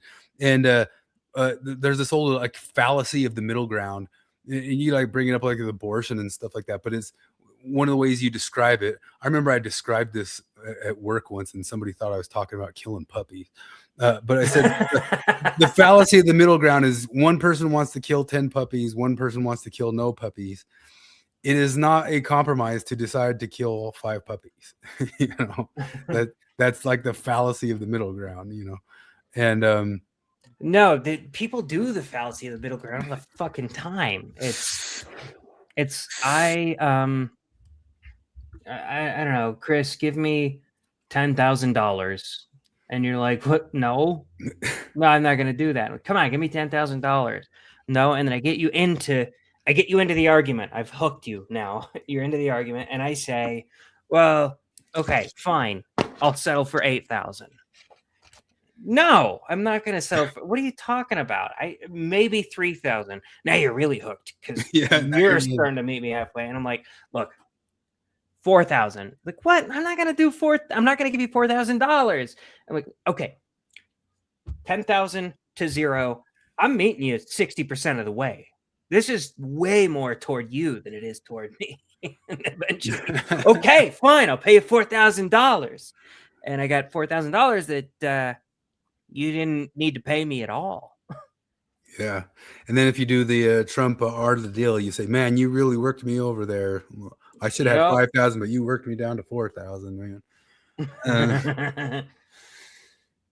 Yeah, they're just not going to stop. They're not going to stop. They're not going to stop. Although the left is pitching this thing of they're becoming manly men again. I don't know if you've seen that one. They've I saw the headline. Yeah, they just announced that their manly men are getting back into it. But anyway, I don't know. I don't know if they'll be able to accept that or not, because I think the Mormons genuinely want to be accepted by wider society. Maybe wider society is kind of turning on this, so that could change things. But it just might. I think it is just one of those things that I don't think that they can change on. And Jacobs obviously has his video where he says that secular people have no idea why sex exists. Which pissed Flip off, that part of it, which is a stupid thing to say, because you can just be any sort of believer in evolution and think that there's a telos, there's a reason for the sexes in mammals and to have children and procreate and that sort of stuff. But Ryan, he's like, how about if you're gay, exercise your freedom and join another church? Let the LDS think it's a sin without complaint. Everyone is happy. That's kind of the philosophy I try to spread to people, because I don't know. I know some born again Christians are obnoxious, right? But I've known several people in my life who born again Christianity took them away from heroin addiction. So I'm like, I am not going to talk you out of that. It's a very precarious situation. I'm not even going to try to talk you down from a tiny amount of, because I don't know, if I topple one thing, it's a cascade, and then it topples your entire faith, and you're like, well, I guess I'll do heroin again. It's very easy. Mormons think I'm a sinner, for sure. All of my Mormon neighbors that know me, they think I'm a sinner because I never go to church. I never pay my tithing. I did mushrooms in my temple clothes. Like all of this shit that I drink. I'm drinking right now. They think that's a sin, and that's fine with me. There is zero part of me that's like, you guys need to stop thinking I'm sinning because it hurts. Just let them think you're sinning, and let them keep building big, beautiful communities. Leslie says, is it just me, or does it seem like there are more gay people in Mormon families than in the average population? That does seem like that to me sometimes. Really? I don't know. It's probably about average, though, if we pulled out the numbers. Anyway, Mormons do. I would say that Mormons are on average a lot higher than your normal population at being theater kids. Yeah. And theater kids are gay. So, yeah, I think maybe Mormons are more gay. Troy says they're going to give in. I think the church will allow full gay participation, including gay temple ceilings, by 2036, 8 years. Yeah, so I mean, I do just think like Jacob makes the point here, even though he like says some goofy things about evangelicals and about secular people, but he does make the point that it is central. It is pretty central to the Mormon claim of the reason for our existence, right? I don't know that they can back off of this. I don't know that this can be incepted into them, but I don't know if with all the Patrick Masons and the Dan McClellans in the world, and they're all sticking in and staying in, and the Jackson Washburns, it all just depends on how squishy they are and that sort of stuff. So my one pushback, Troy, would be it looks like in 8 years, most likely the prophet's going to be David Bednar. Oh yeah, yeah, they got to pass Bednar. It's got to be like, it'd have to be like a generation that's like at oldest 40 now. You got to give it 30 years. Bednar, the thing is, Bednar is going to be prophet for a long time if their ages play out as they are right now. But also, it's kind of hard to say because I don't exactly trust Bednar to be above the risk aversion. He's just a robot. So I think he's hardline conservative. But I don't know. I don't think he'd do gay marriage, but so much is wild right now that who fucking knows where the Mormon Church is going to be in 8 years.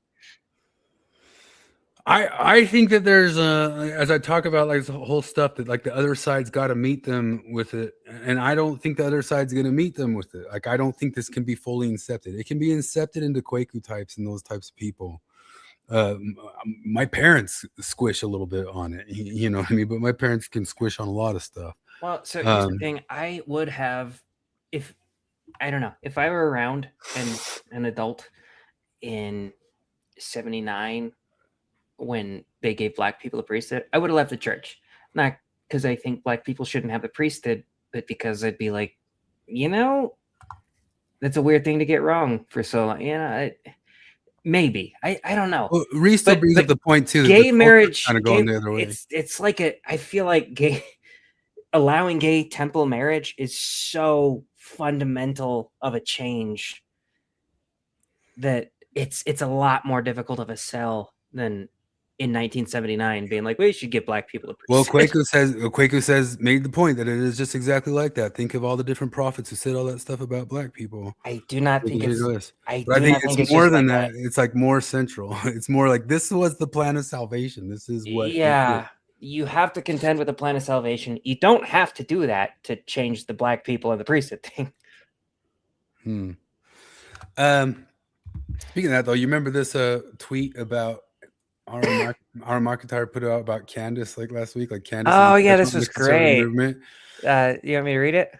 Sure. Yeah, the brutal truth is that Candace Owens is a divine judgment on the conservative movement. Yeah, this is brilliant. They brought her in from the left due to their obsession with the approval of the mainstream. They plastered her face everywhere because she is female. This is I got a buddy who he was a big fan of Dennis Prager, and he lost faith in Dennis Prager when he hired her. And I'm not like I was never like a huge Daily Wire guy. I would listen to him every now and then and stuff, just kind of like how I listen to everyone. But I never thought Ben Shapiro was stupid. But when they hired Candace, I was like, you're stupid. Granted, they had no idea how retarded she would turn out to be and evil she would turn out to be. They elevated her rapidly because of their obsession with winning the black vote. They never cared about the quality or sincerity of her beliefs, just the boxes she ticked. Yep. Every terrible tendency conservatives who bow and scrap for approval, who beg to stop being called racist or sexist, who will hand the keys of the kingdom to a stranger before elevating their own, who outsource their voice to whatever DEI hire focus tests best with people who will never vote for them. It's all present in Owens. Her behavior is terrible. But guess what? Conservatives absolutely earn this. And the plan is to learn nothing and repeat this pattern and then get outraged at the results. This post is not whatever. Have you seen any like the Matt Nuclear stuff from the Daily Wire hired this black kid to be their daily streamer. Didn't he have and he got like laughed off the internet because he made kind of a goof of himself. And Actual Justice Warrior actually just covered him being on Jubilee. How are they so bad at hiring people? Well, let me ask this question, because I don't think it's as bad as Candace and Matt Nuclear. But is this the phenomenon of Kwaku at Ward? Yes. They wanted to tick boxes, and they brought in Democrats of America. No, Cardin will absolutely put up with so much more than Kwaku than he would from anyone else. Yeah. It's this exact phenomenon. There's no way Kwaku, if it was Jacob saying that stuff or anybody else. Which brings me back to classical liberalism and teaching people to treat others the same way. Like I just don't treat anyone with kid gloves. That's all I'm saying, you know? Like we were talking about simping earlier, and there's some people that look for simps and they have some amount of validation in simps. Women, you know, they get some amount of validation from simps, but they actually, in their heart of hearts, they don't want simps. And the example I use is when I was in high school, there's a girl I had a crush on. My best friend had a crush on her. every guy in our friend group had a crush on her, and my friend simped so hard for her. I mean, she had a boyfriend, and he showed up on her birthday, on her doorstep, in a tuxedo with a bouquet of roses on bended knee. I'm gonna Odyssey rap cringe to that one and get. I know. Get a what is it? What did I say earlier? Bumps. The douche bumps. Douche Yeah, bump. yeah. You coined that phrase, and I like Charles liked it too. Douche bumps is going to be a thing now. And then my other friends, I remember we're all hanging out in a group, and I know they all had a crush on her because they all told me, and I had a crush on her. I liked her, and they were like simping for her and tickling her and stuff, and she was loving the attention, and they're all down there like tickling this one girl on the ground, and it's fucking weird. And one of them was like, Jared, you gonna jump in on this? I was like, what do you fucking no? He's like, why not? Because it's weird. and then I ended up dating her. Like she was my girlfriend, and she was none of the other people's girlfriends. And it's not like a testament to my game. It's not like I don't have great game. We're talking, I've never been rejected by a woman. It's not because I have great game. It's because I'm super, super cautious, like to a fault. And I will not go after a girl until I think she is definitely 100% interested. I didn't go after Morgan until we hung out the first time, and she played footsies with me under the table. Like, very forward of her, which I'm grateful for. But anyway, nobody likes simps. Nobody. Yeah. Well, I mean, speaking of that, I mean, we kind of had this stuff talking. Connor Boyack just this week, and this I guess kind of goes in line. Connor Boyack came out saying women aren't holding up their end of shit in Mormonism, and nobody's holding them accountable to any sort of thing and that sort of stuff. And that might be one of the areas where stuff gets incepted and changes more over time than. Well, what does Mormonism ask of women? Because it's a patriarchy, right? Mormonism is a patriarchy. What does it ask of women, and what does it ask of men? It asks men. It ask a lot, but it's not. It doesn't ask things of men. It demands things of men. It demands that you be a missionary and stuff like it. Of women, it just sits. All it does is tell them that they're already awesome. It's the difference between male self-help books and female self-help books.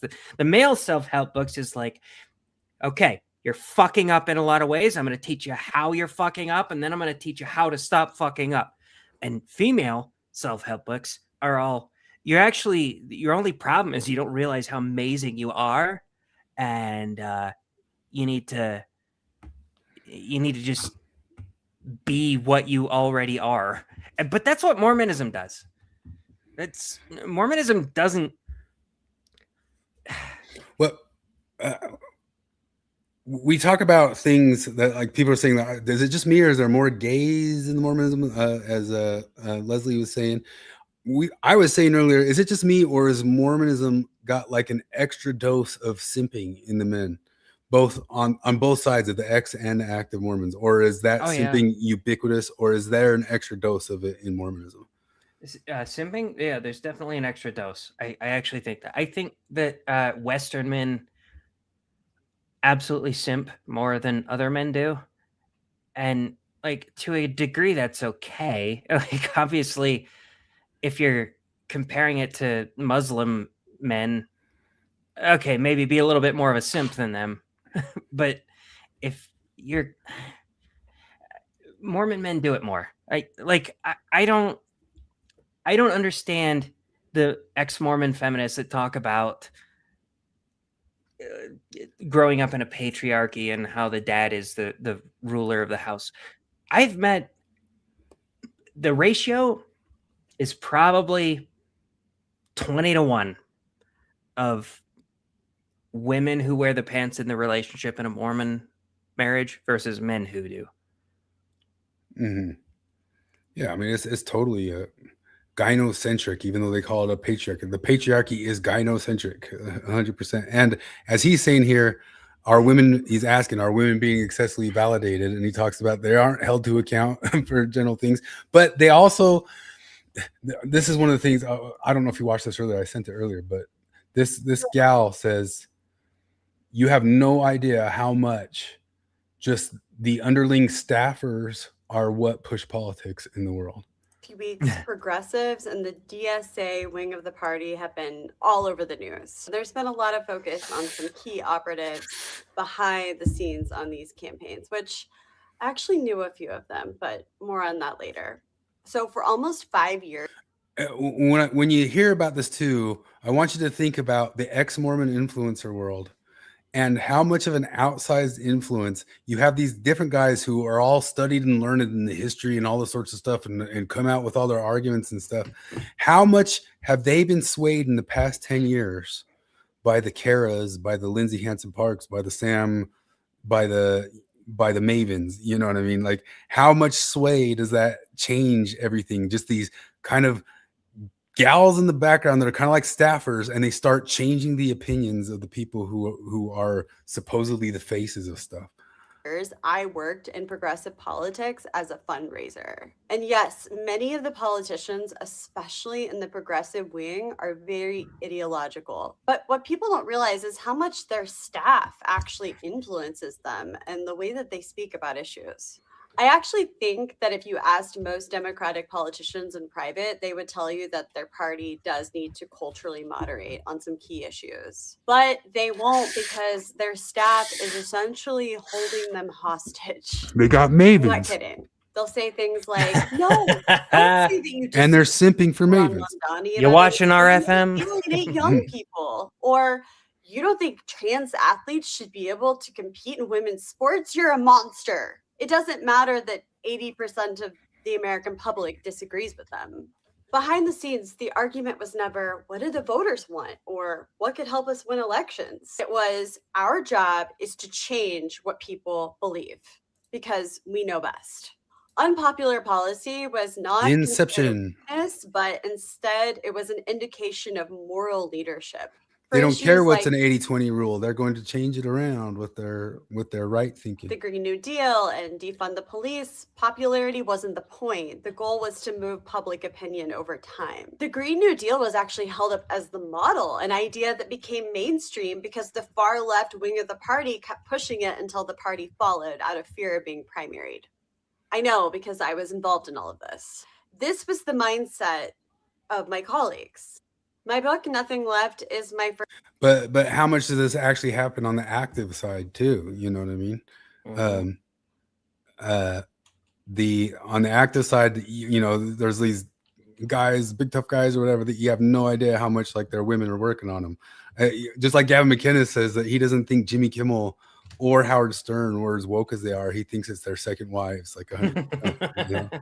And just saying in general, that general simping thing is that could help incept stuff and move things in the way Mormon churches would go. Like, what does David Bednar think? Well, we know that Bednar kind of bosses his wife around from what I've seen.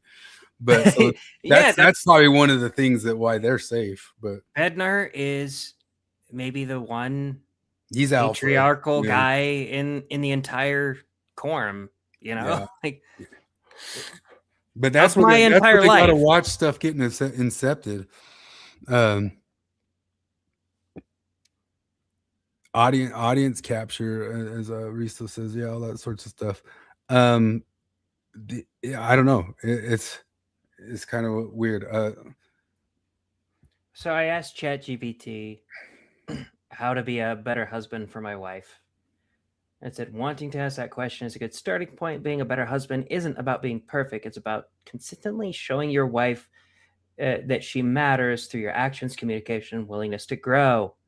1, listen to understand, not just to solve. 2, show appreciation regularly. 3, share the mental load. 4, make time for connection. 5, handle conflict respectfully. Do not interrupt. Learn to make her feel loved. Keep dating each other, support her goals. And then I also asked it how to be a better wife for my husband. Wanting to be a better partner, Okay, that's our partner.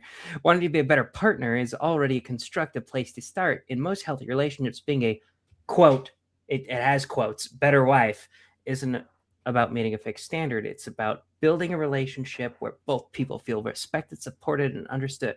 1, communicate openly. 2, learn what makes them feel loved. 3, show appreciation regularly. So these are pretty similar, honestly. Like there's a couple of discrepancies, but if you ask a Mormon bishop, how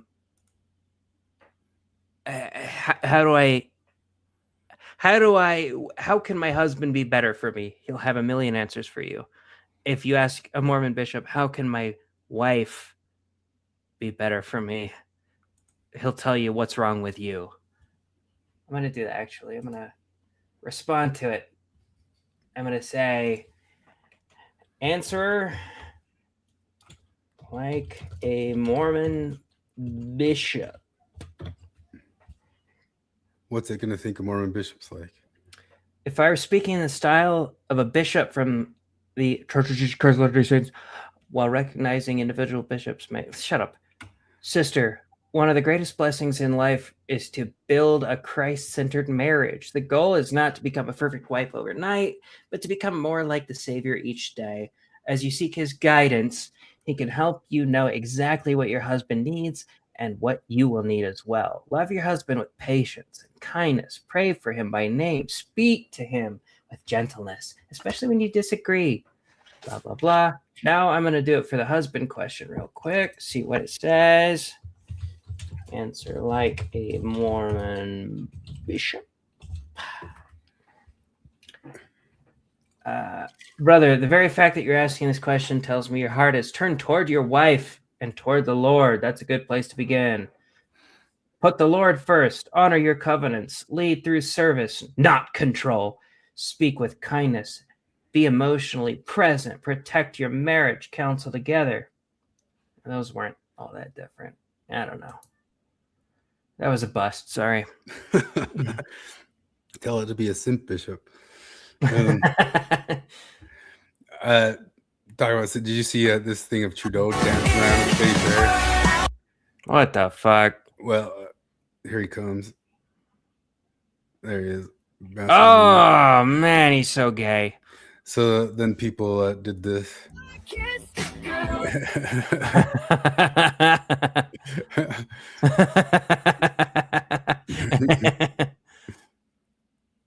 Put your fucking mask on, bitch. You're out in public.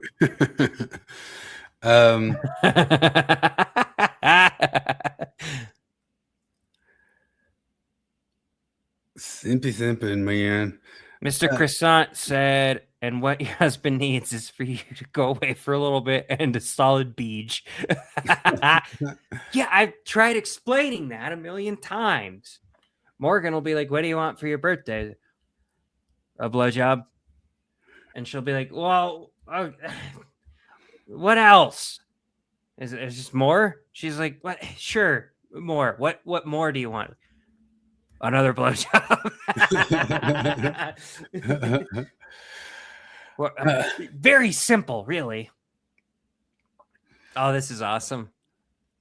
Oh yeah, wanting the better generation graphics, and then you finally get the best ones, and the women are mongoloids. What the fuck? A blowjob and a nap, says Wade. Wade gets it. Do you see Netflix put on Gone with the Wind, and their description of Gone with the Wind is a 1939 American Civil War epic known for its racism. To learn more about Black lives in America, search Black Lives Matter. Holy fuck. Fuck you, Netflix. Like, even lefties will admit that BLM was a fucking scam at this point. Holy shit. Oh, I didn't tell everybody. My mom gifted me a book of case for the Book of Mormon book with a nice little note. So I read the first chapter of it, and it seems to be kind of about like Jim Bennett's answer to the CS letter. Maybe a tad nicer, but not really. Did I ever tell you I have I might have it here. I'll go look in a sec, but I had Morgan's grandpa wrote books, and he wrote the Book of Mormon on Trial is what it's called. I don't think I have it in my room right now. Is it a but- published book? Yeah, it was. Oh. But you know, I never read it, so maybe I'll read it and go back to the church. Yeah, I mean, I've been reading through it, and it's does my mom know I resigned? I have no idea if she knows that I actually did that or not. What do you want to? She wasn't there when the bishop came and told everybody. Yeah. Did you see this guy get hit by the buffalo? Yeah, I did. It's wild because when I heard a tourist got launched 8 feet into the air, or a man got launched 8 feet into the air by a bison, I was like, oh, Chinese or Russian. And then I watched it, I was like, oh no, fuck, it's fucking Charles Darwin that got launched. And honestly, he wasn't even being a dick. Did you The see this buffalo one? was being a dick. Patriot, Yellowstone visitor flung into the air. Bison identified his granddaughter, who immediately laughed it off. What a badass! Really? Because when I saw it, when I heard it, we hear so many fucking stories of idiot tourists trying to like pet bison or put their kids on top of them, just thinking they're entirely domesticated. So I thought that's what it was, and then I watched it, and I was like, no, this bison You was got chased down. Yeah, this bison was a fucking dick. That guy was keeping his distance and just chased him down like a dickhead. I'm not farting. That's my text tone, by the way. Oh, I thought it was on the video. Whoa! Yeah, he got fucking. I can't believe an old guy's fine after that, man. It looks like it hurt me. All right. Oh, we got the Benjamin Franklin contest winner. Oh my god, this is so retarded. Yeah, and look at all those like really good looking Benjamin Franklin's back behind her. I mean, the thing, like the way talking about simping. I mean, if I was Jonathan Pajau, you know how Jonathan Pajau can like read anything to anything. It's almost kind of like a feminist can do a feminist reading, or almost like the same joke that people were doing reading manosphere stuff into Ken in the Barbie movie, or the Wakanda is about an ethno state. But feminists always did that. They read into feminist lines into stuff where it wasn't really there. But Pajau kind of does that, you know, in his religious way, you know. But if I wanted to maybe continue in the ways that he would be reading the Odyssey, you could say, well, the reason Helen of Troy is that is because somebody got infatuated with a type of woman for no reason and destroyed his whole civilization, and it didn't really make sense that he got infatuated with this woman, you know. And that would like make sense in his like patterns and cosmos. Like Christopher Nolan saying that the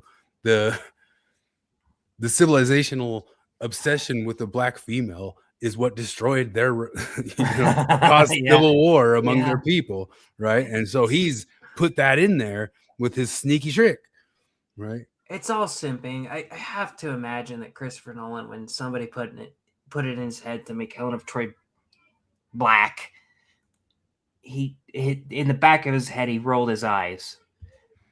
Not physically, but because that's all it is simping.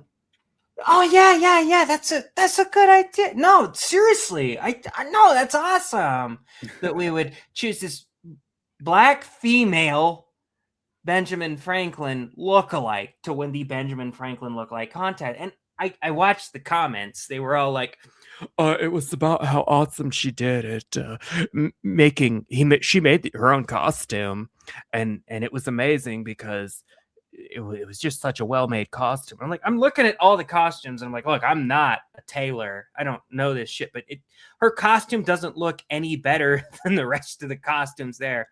Her wig looks like ass. It looks like she bought it at a Halloween town or some shit. Are we excited for Werewolf? Yeah, I am. I like everything Eggers does so far. Although I wasn't Nosferatu, I didn't like how much sex was in that. But this is so it looks like the girls have got pretending fatigue. This is an Italian beauty contest, and you can see that the girls, all these Italian girls are. They're like, okay, we're done with this now. What? At least she's not ugly, you know. Yeah, she's cute. She's totally She's- cute. But I would say like Italian, you know, It's weird to have, you know, somebody of African descent win Miss Italy. yeah. She's not ugly. She's very pretty, but Yeah, she's way pretty. you're just looking around. I would understand it in the melting pot of America, not Yeah. in the non-melting pot of Italy. Whatever. So Jonathan sent us this that capitalism is having all the food with one guy, and socialism is the food for everyone at the table with Mom Donnie. But I saw Stephen Hicks put up this quote: "The socialist regards society much as a child regards supper. He notices the great precision who received the largest slice, while remaining curiously uninterested in who rose at dawn to bake the thing. Socialists always imagine themselves at the table, never in the kitchen." Oh yeah, that's actually perfect. Yep. Oh, there's Risto in Minnesota. The absolute state of Minneapolis. We need to compete with China, the rising world power. How? Admit infinity immigrants, the most dysfunctional place in the world, and dismantle our own culture and identity. Wow, is China doing that so that they can succeed? No, they just do the opposite of it.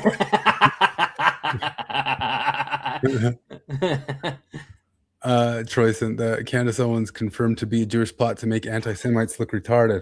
I don't know if you can say she's retarded when listen to this. Oh God. This is a funny one. So this is one of the ones where I'm like, gut, like dinosaurs. That seems pretty fake and gay. Savannah's from Tennessee. She's like, I've never believed in dinosaurs. Like literally, this is everyone thinks there's like some conspiracy behind it. Say they don't believe in God, but then tell them like dinosaurs aren't real and they fall apart. Like I'm like, okay, so they're just roaming the planet. And I was like, that's really interesting. But then because I got into and very much subscribe and believe and know to be true that there is a Christ conspiracy that's happening right now, which is the intentional removal of Christ because they want people not to believe in God, but instead to believe in humans. Well, that is what evolutionary theory was about. Because rather than making human beings believe that they had a creator, there was no concept of a dinosaur until 1850. That's very recent. And then within that, dinosaur bones. And they started finding them everywhere. I'm like, okay, so nobody found them. And it is the case that dinosaur bones, for whatever reason, are always just found by the paleontologists. Like, it's not like you and me walking outside. Oh my God. Oh my God. Why are the paleontologists finding the dinosaur bones? I don't know, dipshit. Why isn't all the plumbers fixing my plumbing? You fucking, oh my God. She's dumb, okay? Ah, fuck. I bounce back and forth between thinking she's evil or dumb.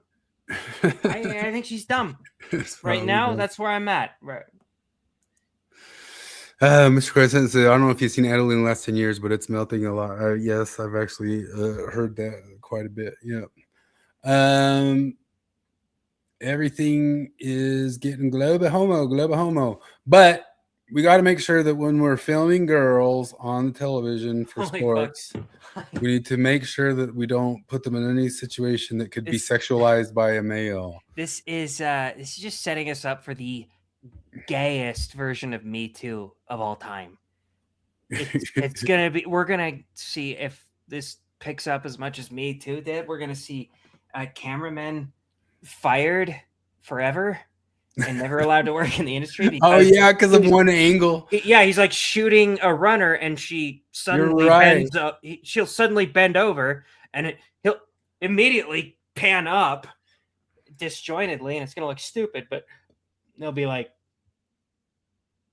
he was filming her ass. Clearly, I don't know. Put him in burqas. You're right. That's gonna happen. You're so right. You want to put him in burqas. You agree with the radical Muslims on this. Just put them in fucking burqas and they'll run and we'll not get any sexual shots of them ever. You stupid fucks. Why did we let women into the workplace? Sorry, I know your entire field is there because women were let into the workplace, but you know, we shouldn't have done that.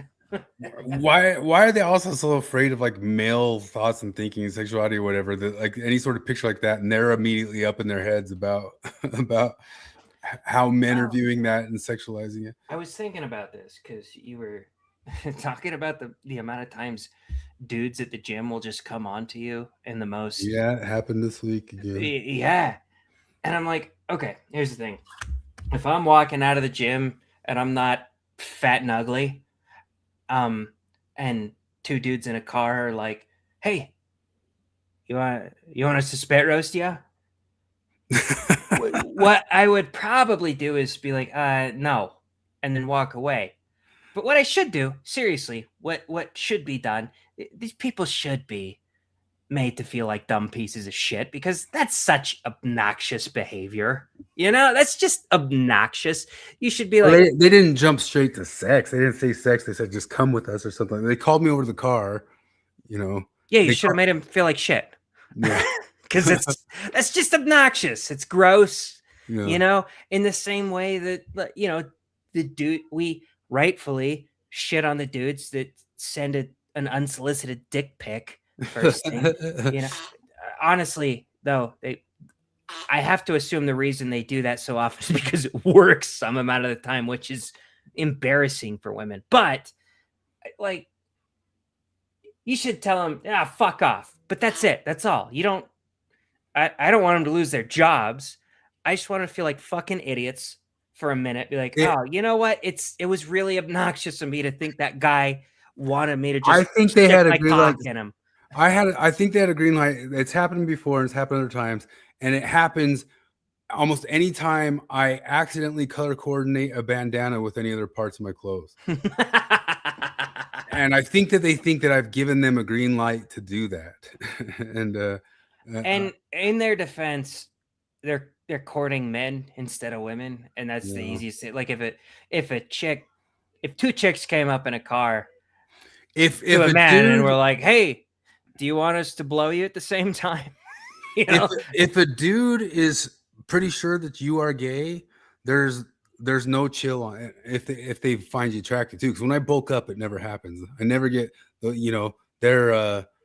they're fat phobics as open as you think they are. Like, I've never been hit on in my bulk phases ever, not even close.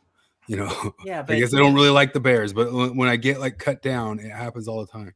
Your bulk phases are less fat than I am. No, they are. I get pretty pudgy, man. Okay. Do you have tits that aren't made of muscle? No. All right then. No, you're not. I go up and down 60 pounds, sometimes twice in a year. It's probably tough on my body. I'm gonna Mitch McConnell myself. It's these are the rules. Avoid low angle camera shots that unnecessarily focus on an athlete's chest, buttocks, or crotch. Avoid lingering close up of body parts unrelated to the sporting action. Limited slow motion replays that don't add technical analysis or help tell the story of the event. Prioritize camera angles that showcase athletic performance. Hold on. What was the body part thing? Don't linger on body parts that aren't essential to the. What body part is not essential to running? And okay, sure, the vagina is not essential to running. Not as essential as the legs and arms, but how do you show the legs and arms without having the vagina in the shot? How do you do any of this? Like, oh yeah, she's a lifter, so you got to get her arms as she's doing a deadlift, but don't get her tits. How do you fucking do that? Use framing that captures the full movement of an event whenever possible, rather than isolated shots. Ensure replays are used for technical or additional reasons. Yeah, I want to see the HR write-ups for these. Like, there's going to be write-ups. You're right. You're so right. I didn't even think about that. Like, camera guys are like probably just sweating their boots right now. They're just sitting there like sweating Jordan Peele style. Oh, fuck. No, I swear. I panned away as soon as she bent over. People bend over unexpectedly sometimes. You're going to get an ass shot. Holy God almighty. No, I'm not saying tits are essential to running, Wade. I'm saying that the whole body's essential to running. And unless you pan down to like their waist and just get their legs, their tits are going to be in the shot. But even if you pan down to their waist, their butt's going to be in the shot. Like, your butt is very essential to running. How do you not get a butt in the shot when you're filming a person running? That's not possible. Who's that girl? She was a sprinter and she would like dance before she would I guess they compete. just gotta not show her at all. I don't know who you're talking about, but no, they just gotta not. We don't show her unless she's running, and at that point we only show her feet. And they're like, "Oh fuck! There's foot fetishists everywhere. We can't even show her feet. What do we show? We show her face. We pan in on her face. Ah fuck! People like blowjobs. Oh, what are we gonna do? Okay, maybe just her arm. Just show her arm. Just go, oh god, that looks like a hand job. Ah fuck, okay, we can't do that. What? Maybe, okay, tell me her back. Her back. We'll get her back. So shit, but that's what he sees when he's doing doggy style. Who gets the write up for this? Like, who is this? You get fired for this one?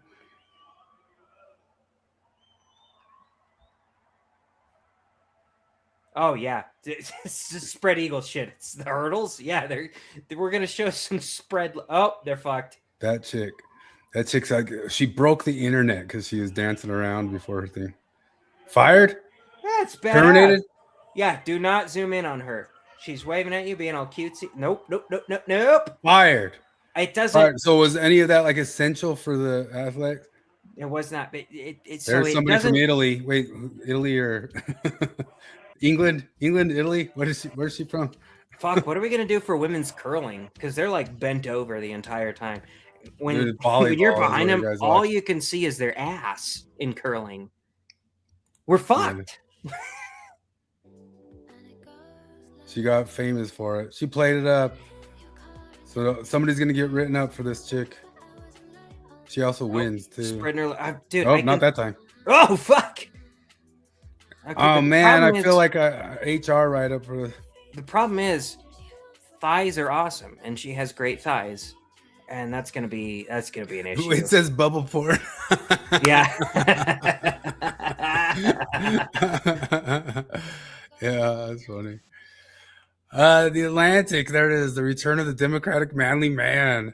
Democratic manly mans are like when British people try to speak with southern accents. Like you just see I'm a manly man. I'll tell you what's manly is defending a woman's right to choose. Hoorah, I'm a Marine soldier. I'm a Marine from the Marines. What do? They're like, I love hunting, but I hate guns. Ah, fuck. Fuck, what do I do? What do I do? Oh gosh. Oh, you sent this one the other week. Oh yeah, be me. Save up money for weeks to take girlfriend to the nice steakhouse. Buy her favorite flowers on the way. Open the car door. Pull out her chair. Plan the entire evening. Think I'm crushing the boyfriend game. She stares at her phone during the appetizers. During the appetizers, she looks up with an expression of pure disgust. Sends me a link to a bio article. Okay, if she's sending you a link instead of just turning her phone around and showing it to you, that's a red flag, as the ladies would say. Caption says, men who plan dates and buy flowers are pathologically manipulative. Apparently trying too hard means you lack boundaries and seek total control. Look down at the $80 ribeye I just ordered for her. Ask her if she actually thinks this way. She hits me with the silent treatment for the rest of the dinner. Makes me pay for the full bill, then posts on her story about about surviving a narcissist. Go home alone. Realize the internet has completely ruined them. Find one person. I dare you. Find one person on Reddit who doesn't have a toxic ex. Yeah. All of them do. You ready for comedy? I'm afraid. Soaking. Soaking is one of my favorite pastimes in the great state of Utah. There's no better way to end a summer night with a pretty girl and a nice dirty Dr. Pepper with coconut and vanilla. That's why I... Oh, no. I meant the lake. Like soaking in... That was funny, Kwaku. That was hilarious. That was fucking... I told you to prepare for the comedy. Yeah, no, I'm dying of laughter, Kwaku. Okay, Kwaku. Put on your fucking garments, buddy. If you want to be a Mormon, put on your fucking garments. Jesus Christ. Time to listen to Helfer's theme. Fuck. A mass massive, often unspoken part of religious trauma is Wait a how minute. Hold on. we're taught to ignore our own. Does she drink coffee? No, it's tea. Is she drinking coffee? She has a coffee cup. Because that's how I hold a coffee cup. No, it's tea. It's part of the pitch. It's like tea. This is tea with Natasha. Oh, it's just that's how I hold it when I'm drinking either coffee or tea. And I'm talking to, so I keep it up here close to my chin so people in the camera that I'm filming myself with can tell that I drink coffee or tea. Intuition. If a gut feeling, a doubt, or a personal boundary countered external ecclesiastical authority, we were told our hearts were deceitful. So when you leave that environment, learning to trust yourself again feels incredibly daunting. But here's the messy reality. Rebuilding that trust is complicated because intuition isn't always foolproof. So when can you actually trust your intuition? First, personal safety. If a person or a situation makes you feel unsafe, always heed your gut. It's always better to be safe than polite. Vaccines, That may be Natasha. difficult for some of us Vaccines. who were taught to be. Vaccines make me feel unsafe. The globe model, the heliocentric universal model makes me feel unsafe. The 2020 election makes me feel unsafe. There's a lot of things make me feel unsafe. So I'm going to take your advice, and anything that feels unsafe. I have intuition that therapy is trying to turn me into a cuck. Kind, forgiving, and not have a right to privacy and personal boundaries. In Mormonism, a classic example are worthiness interviews, where we were taught to answer deeply personal questions, especially about sexuality, regardless of how we felt about it. How deeply personal did you get into sexuality questions? Well, Did you ever have anybody over ask? So I literally never went to a bishop to tell him about porn stuff. But did they ever ask you directly, like in the interview of a thing to cover it? I mean, they'd ask if I looked at porn and I would lie to them. I never got that direct question. It was just the law of chastity. It Just was a vague law of chastity question. It was, and dude, actually, I could answer truthfully up until over 18. Yeah, you're fucking weird. Yeah. I think they didn't believe me in hindsight. I don't think that back then. Back then, I was like, I just assumed everybody's like me, and now I'm like, those assholes probably never once believed me. Like, that Hannah's lying. Oh, Charles had disturbing worthiness interviews. My buddy who plays bass in my band said that the guy over asked about his sexuality. I've definitely heard about it happening. Like when you confess to a sexual sin, the bishop's like, how many fingers did he put in you? Did you come? Ryan says the stake president asked if he jerked off for my mission. I mean, I got asked if I jerked off. I never got asked anything but a vague, do you follow law of chastity? Second, high expertise domains. If you've practiced a skill for years, your brain can make rapid, accurate, unconscious evaluations, like a doctor who's practiced a. Like when I hear vocal fry, avoid that person. Yeah, I've spent years doing that. This part. Not just says he had a bishop fall asleep on me while I talked to him about my confession. Best bishop ever. Yeah, probably. That's you won bishop roulette. This one is just a humble brag on her part. That's all it is. This nothing to do with the people she's talking to. I've spent so much time just deciphering things about humans. Surgical procedure time and time again. And third, simple, mundane choices. When you're overthinking minor details, your gut usually knows your natural preference. So let it choose. But here's where we have to be careful, especially as we heal. Do not rely purely on intuition when, one, cognitive biases are at play. We are evolutionarily wired to fear what is unfamiliar, which can easily masquerade as intuition. So all intuition goes out the window when it comes time to making judgments. I know. Judgments on heuristics about othering others. That's why it's funny. That's what I'm saying. It's a cognitive dissonance. That's why it's hilarious that as soon as she started talking about your intuition and things that make you feel unsafe, I made the joke of vaccines make me feel unsafe, but she has a failsafe for that. And what she's not saying, what she really means, is anything that goes against leftist dogma. Yeah, that's if it's your intuition, but it goes against leftist dogma, don't go for it. Yeah, don't.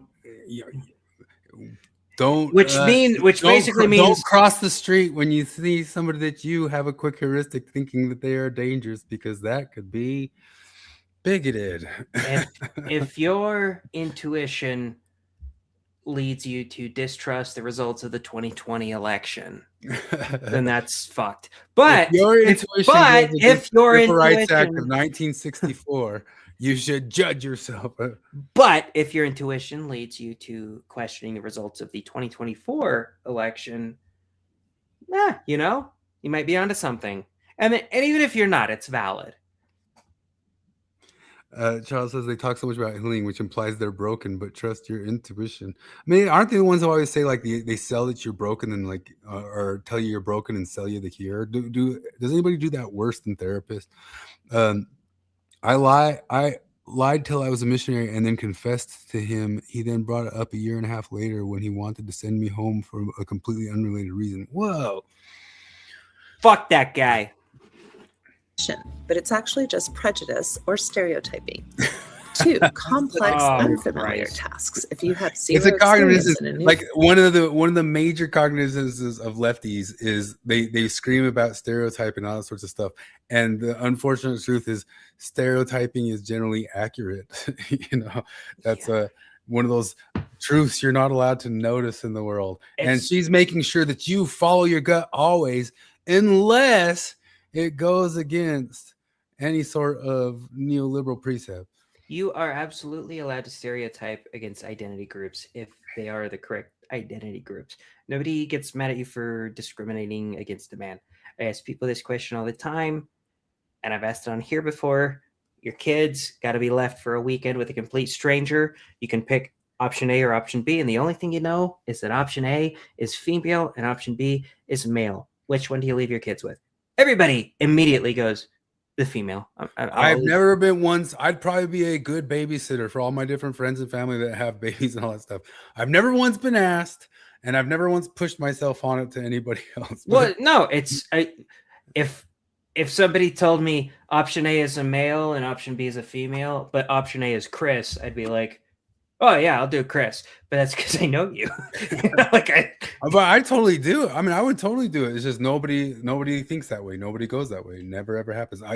There's a disparity. There's a disparity in job offers for babysitting nephews. Holy fuck. Wade said the asshole made me call my parents and stake president and confess to them. What? Did you serve in Nebraska in 2010 to 2012 in that era? Because that was where I was waiting for my visa. And that was my mission president's rule. He was a fucking You had to call your parents? Oh, did I not tell you that story? Yeah, I think you did, but like, did you have to?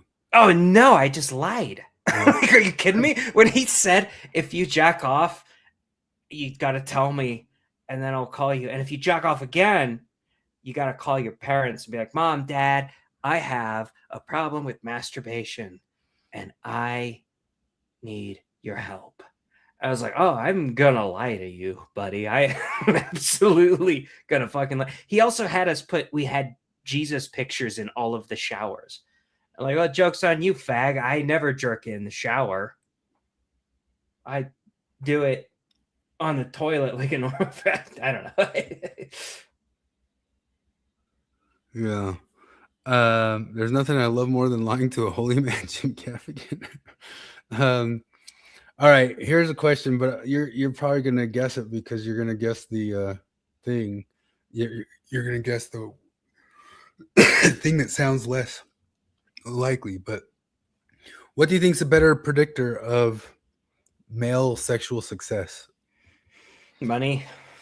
No, I'm giving different options. Okay.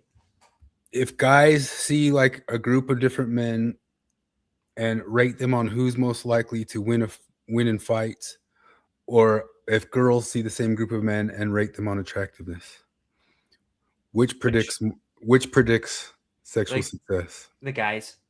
100%. Yeah, easily the guys. Not just 100%. It's like there's not even like any sort of variable attached to the attractiveness thing at all. Women, when they talk about what they're attracted to, the best response is to just not believe them because they're fucking full of shit. 157 different men researchers. It was a Rob Henderson thing that they got into, and there's a complete, almost kind of direct variable to the predicting of being able who men thought would win in fights, and zero connection to what women thought were attractive. Yep. Correlation.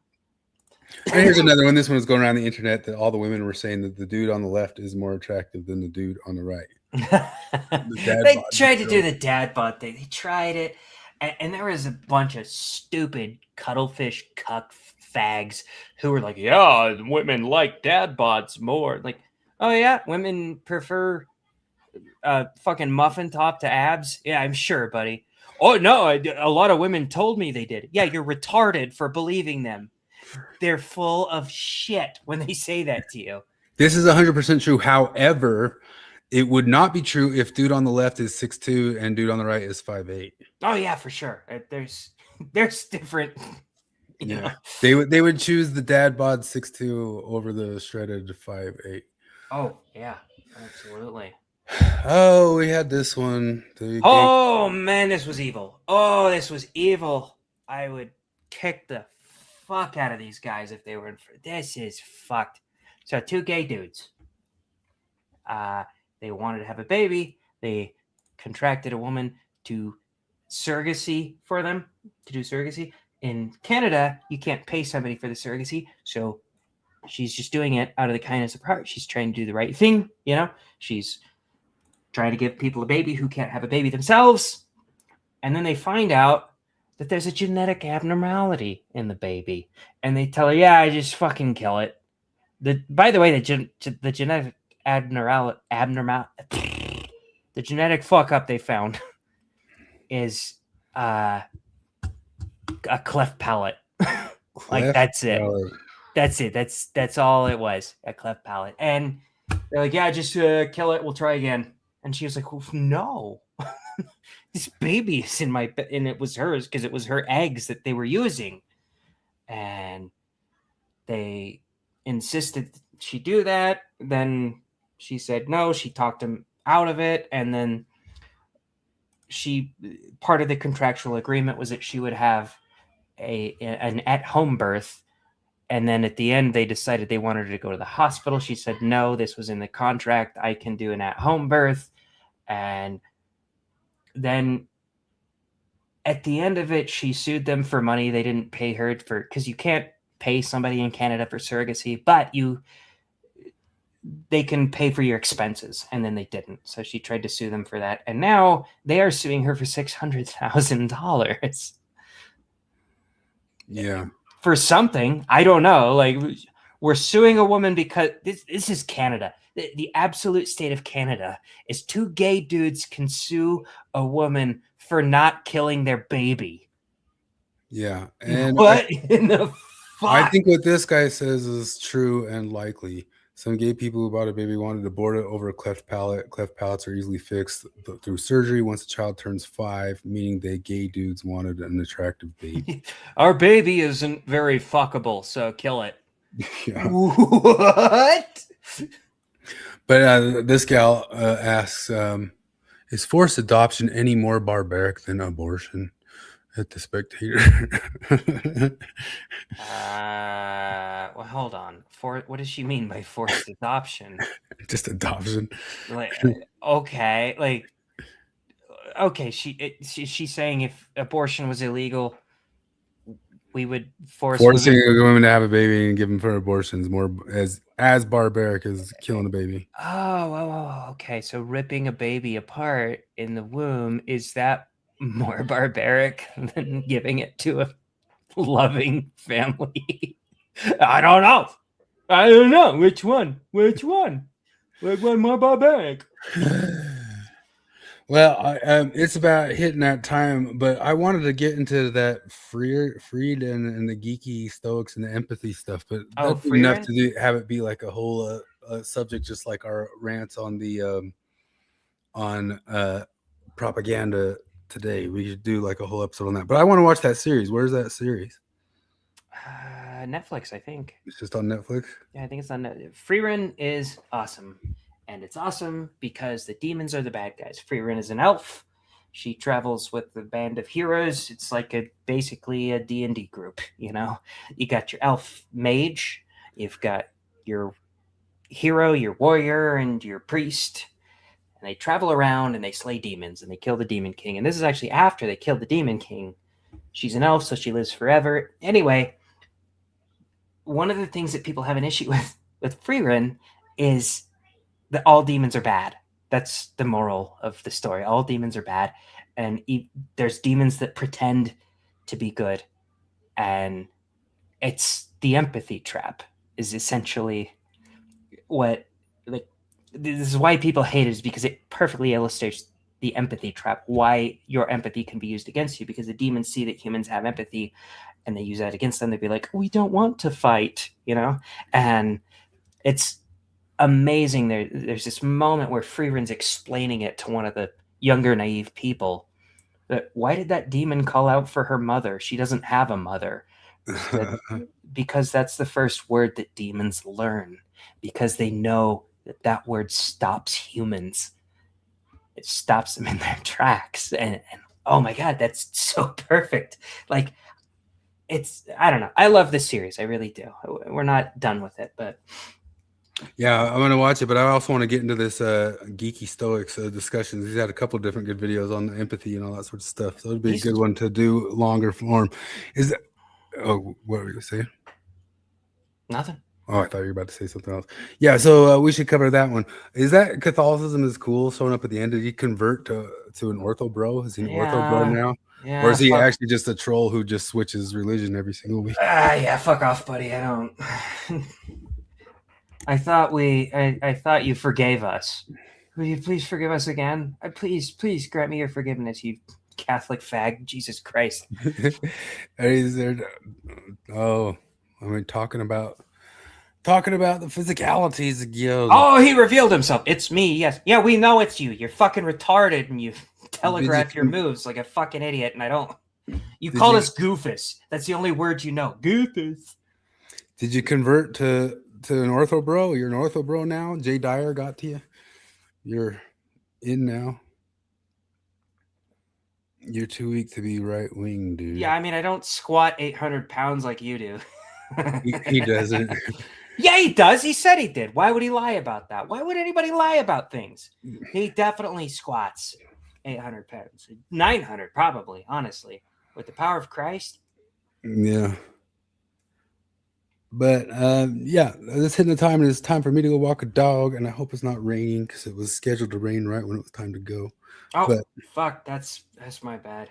I squat 600 pounds. That's okay. No, I feel like a dick. I feel like a dick now. I was making fun of him, but he said he squats 600 pounds, so clearly he squats 600 pounds. You quarter squat it. He's giving Wade douche bumps.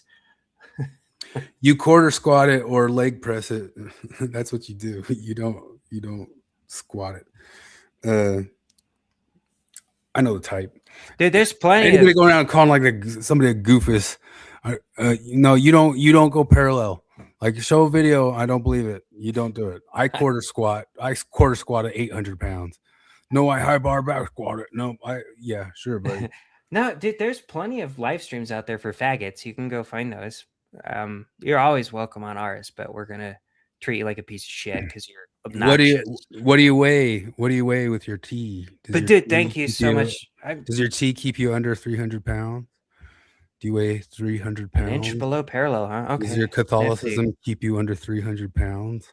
Does your Pope love keep you under 300 pounds? Maybe go to confession. How much slop do you eat? Do you eat the goy slop? Do you love the slop? I'm 280. Yeah. Okay. So you barely squat over double body weight if you do it, and you quarter squat it too. What sort of slop do you eat? Like, why are you talking about people being conservative when you slop yourself like that?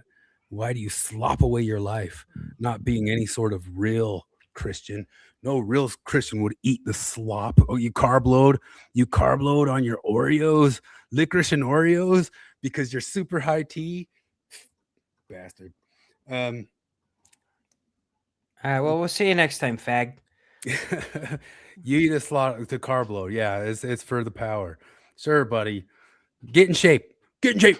Get in shape for Jeebus. Get in shape for Jeebus and the Pope. Okay. I gotta go walk a dog because if I don't, I could turn into a 300-pound goofus.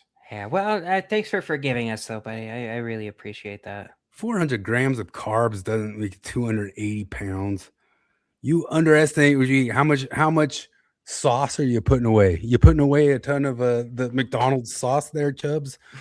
Let's meet up so I can give you a wedgie. Wow. Sure, buddy. I'm in Salt Lake. Come on down, Cornwad. He's a sweetheart. He forgave us, so we need to be all right. He forgave us, and he's really, really, really, really strong, according to himself. 400 carbs isn't 280 pounds, asshole. You don't just eat 400 pounds. You overeat that. You eat way over that. 280 pounds is not 400 carbs a day. You slopper. You sloppy slop. You're not sitting there counting out your macros. You don't count out your macros. You're lying to yourself, Ortho Bro. You don't count your macros. You slop. You're a slopper. Okay. I'm going to go walk a dog. All right. Later, fag. Not, you know the fag I'm talking to. See ya. All right. Later. You slop. You slop. You don't count carbs. You are a slopper. Go slop yourself silly. Chubbs.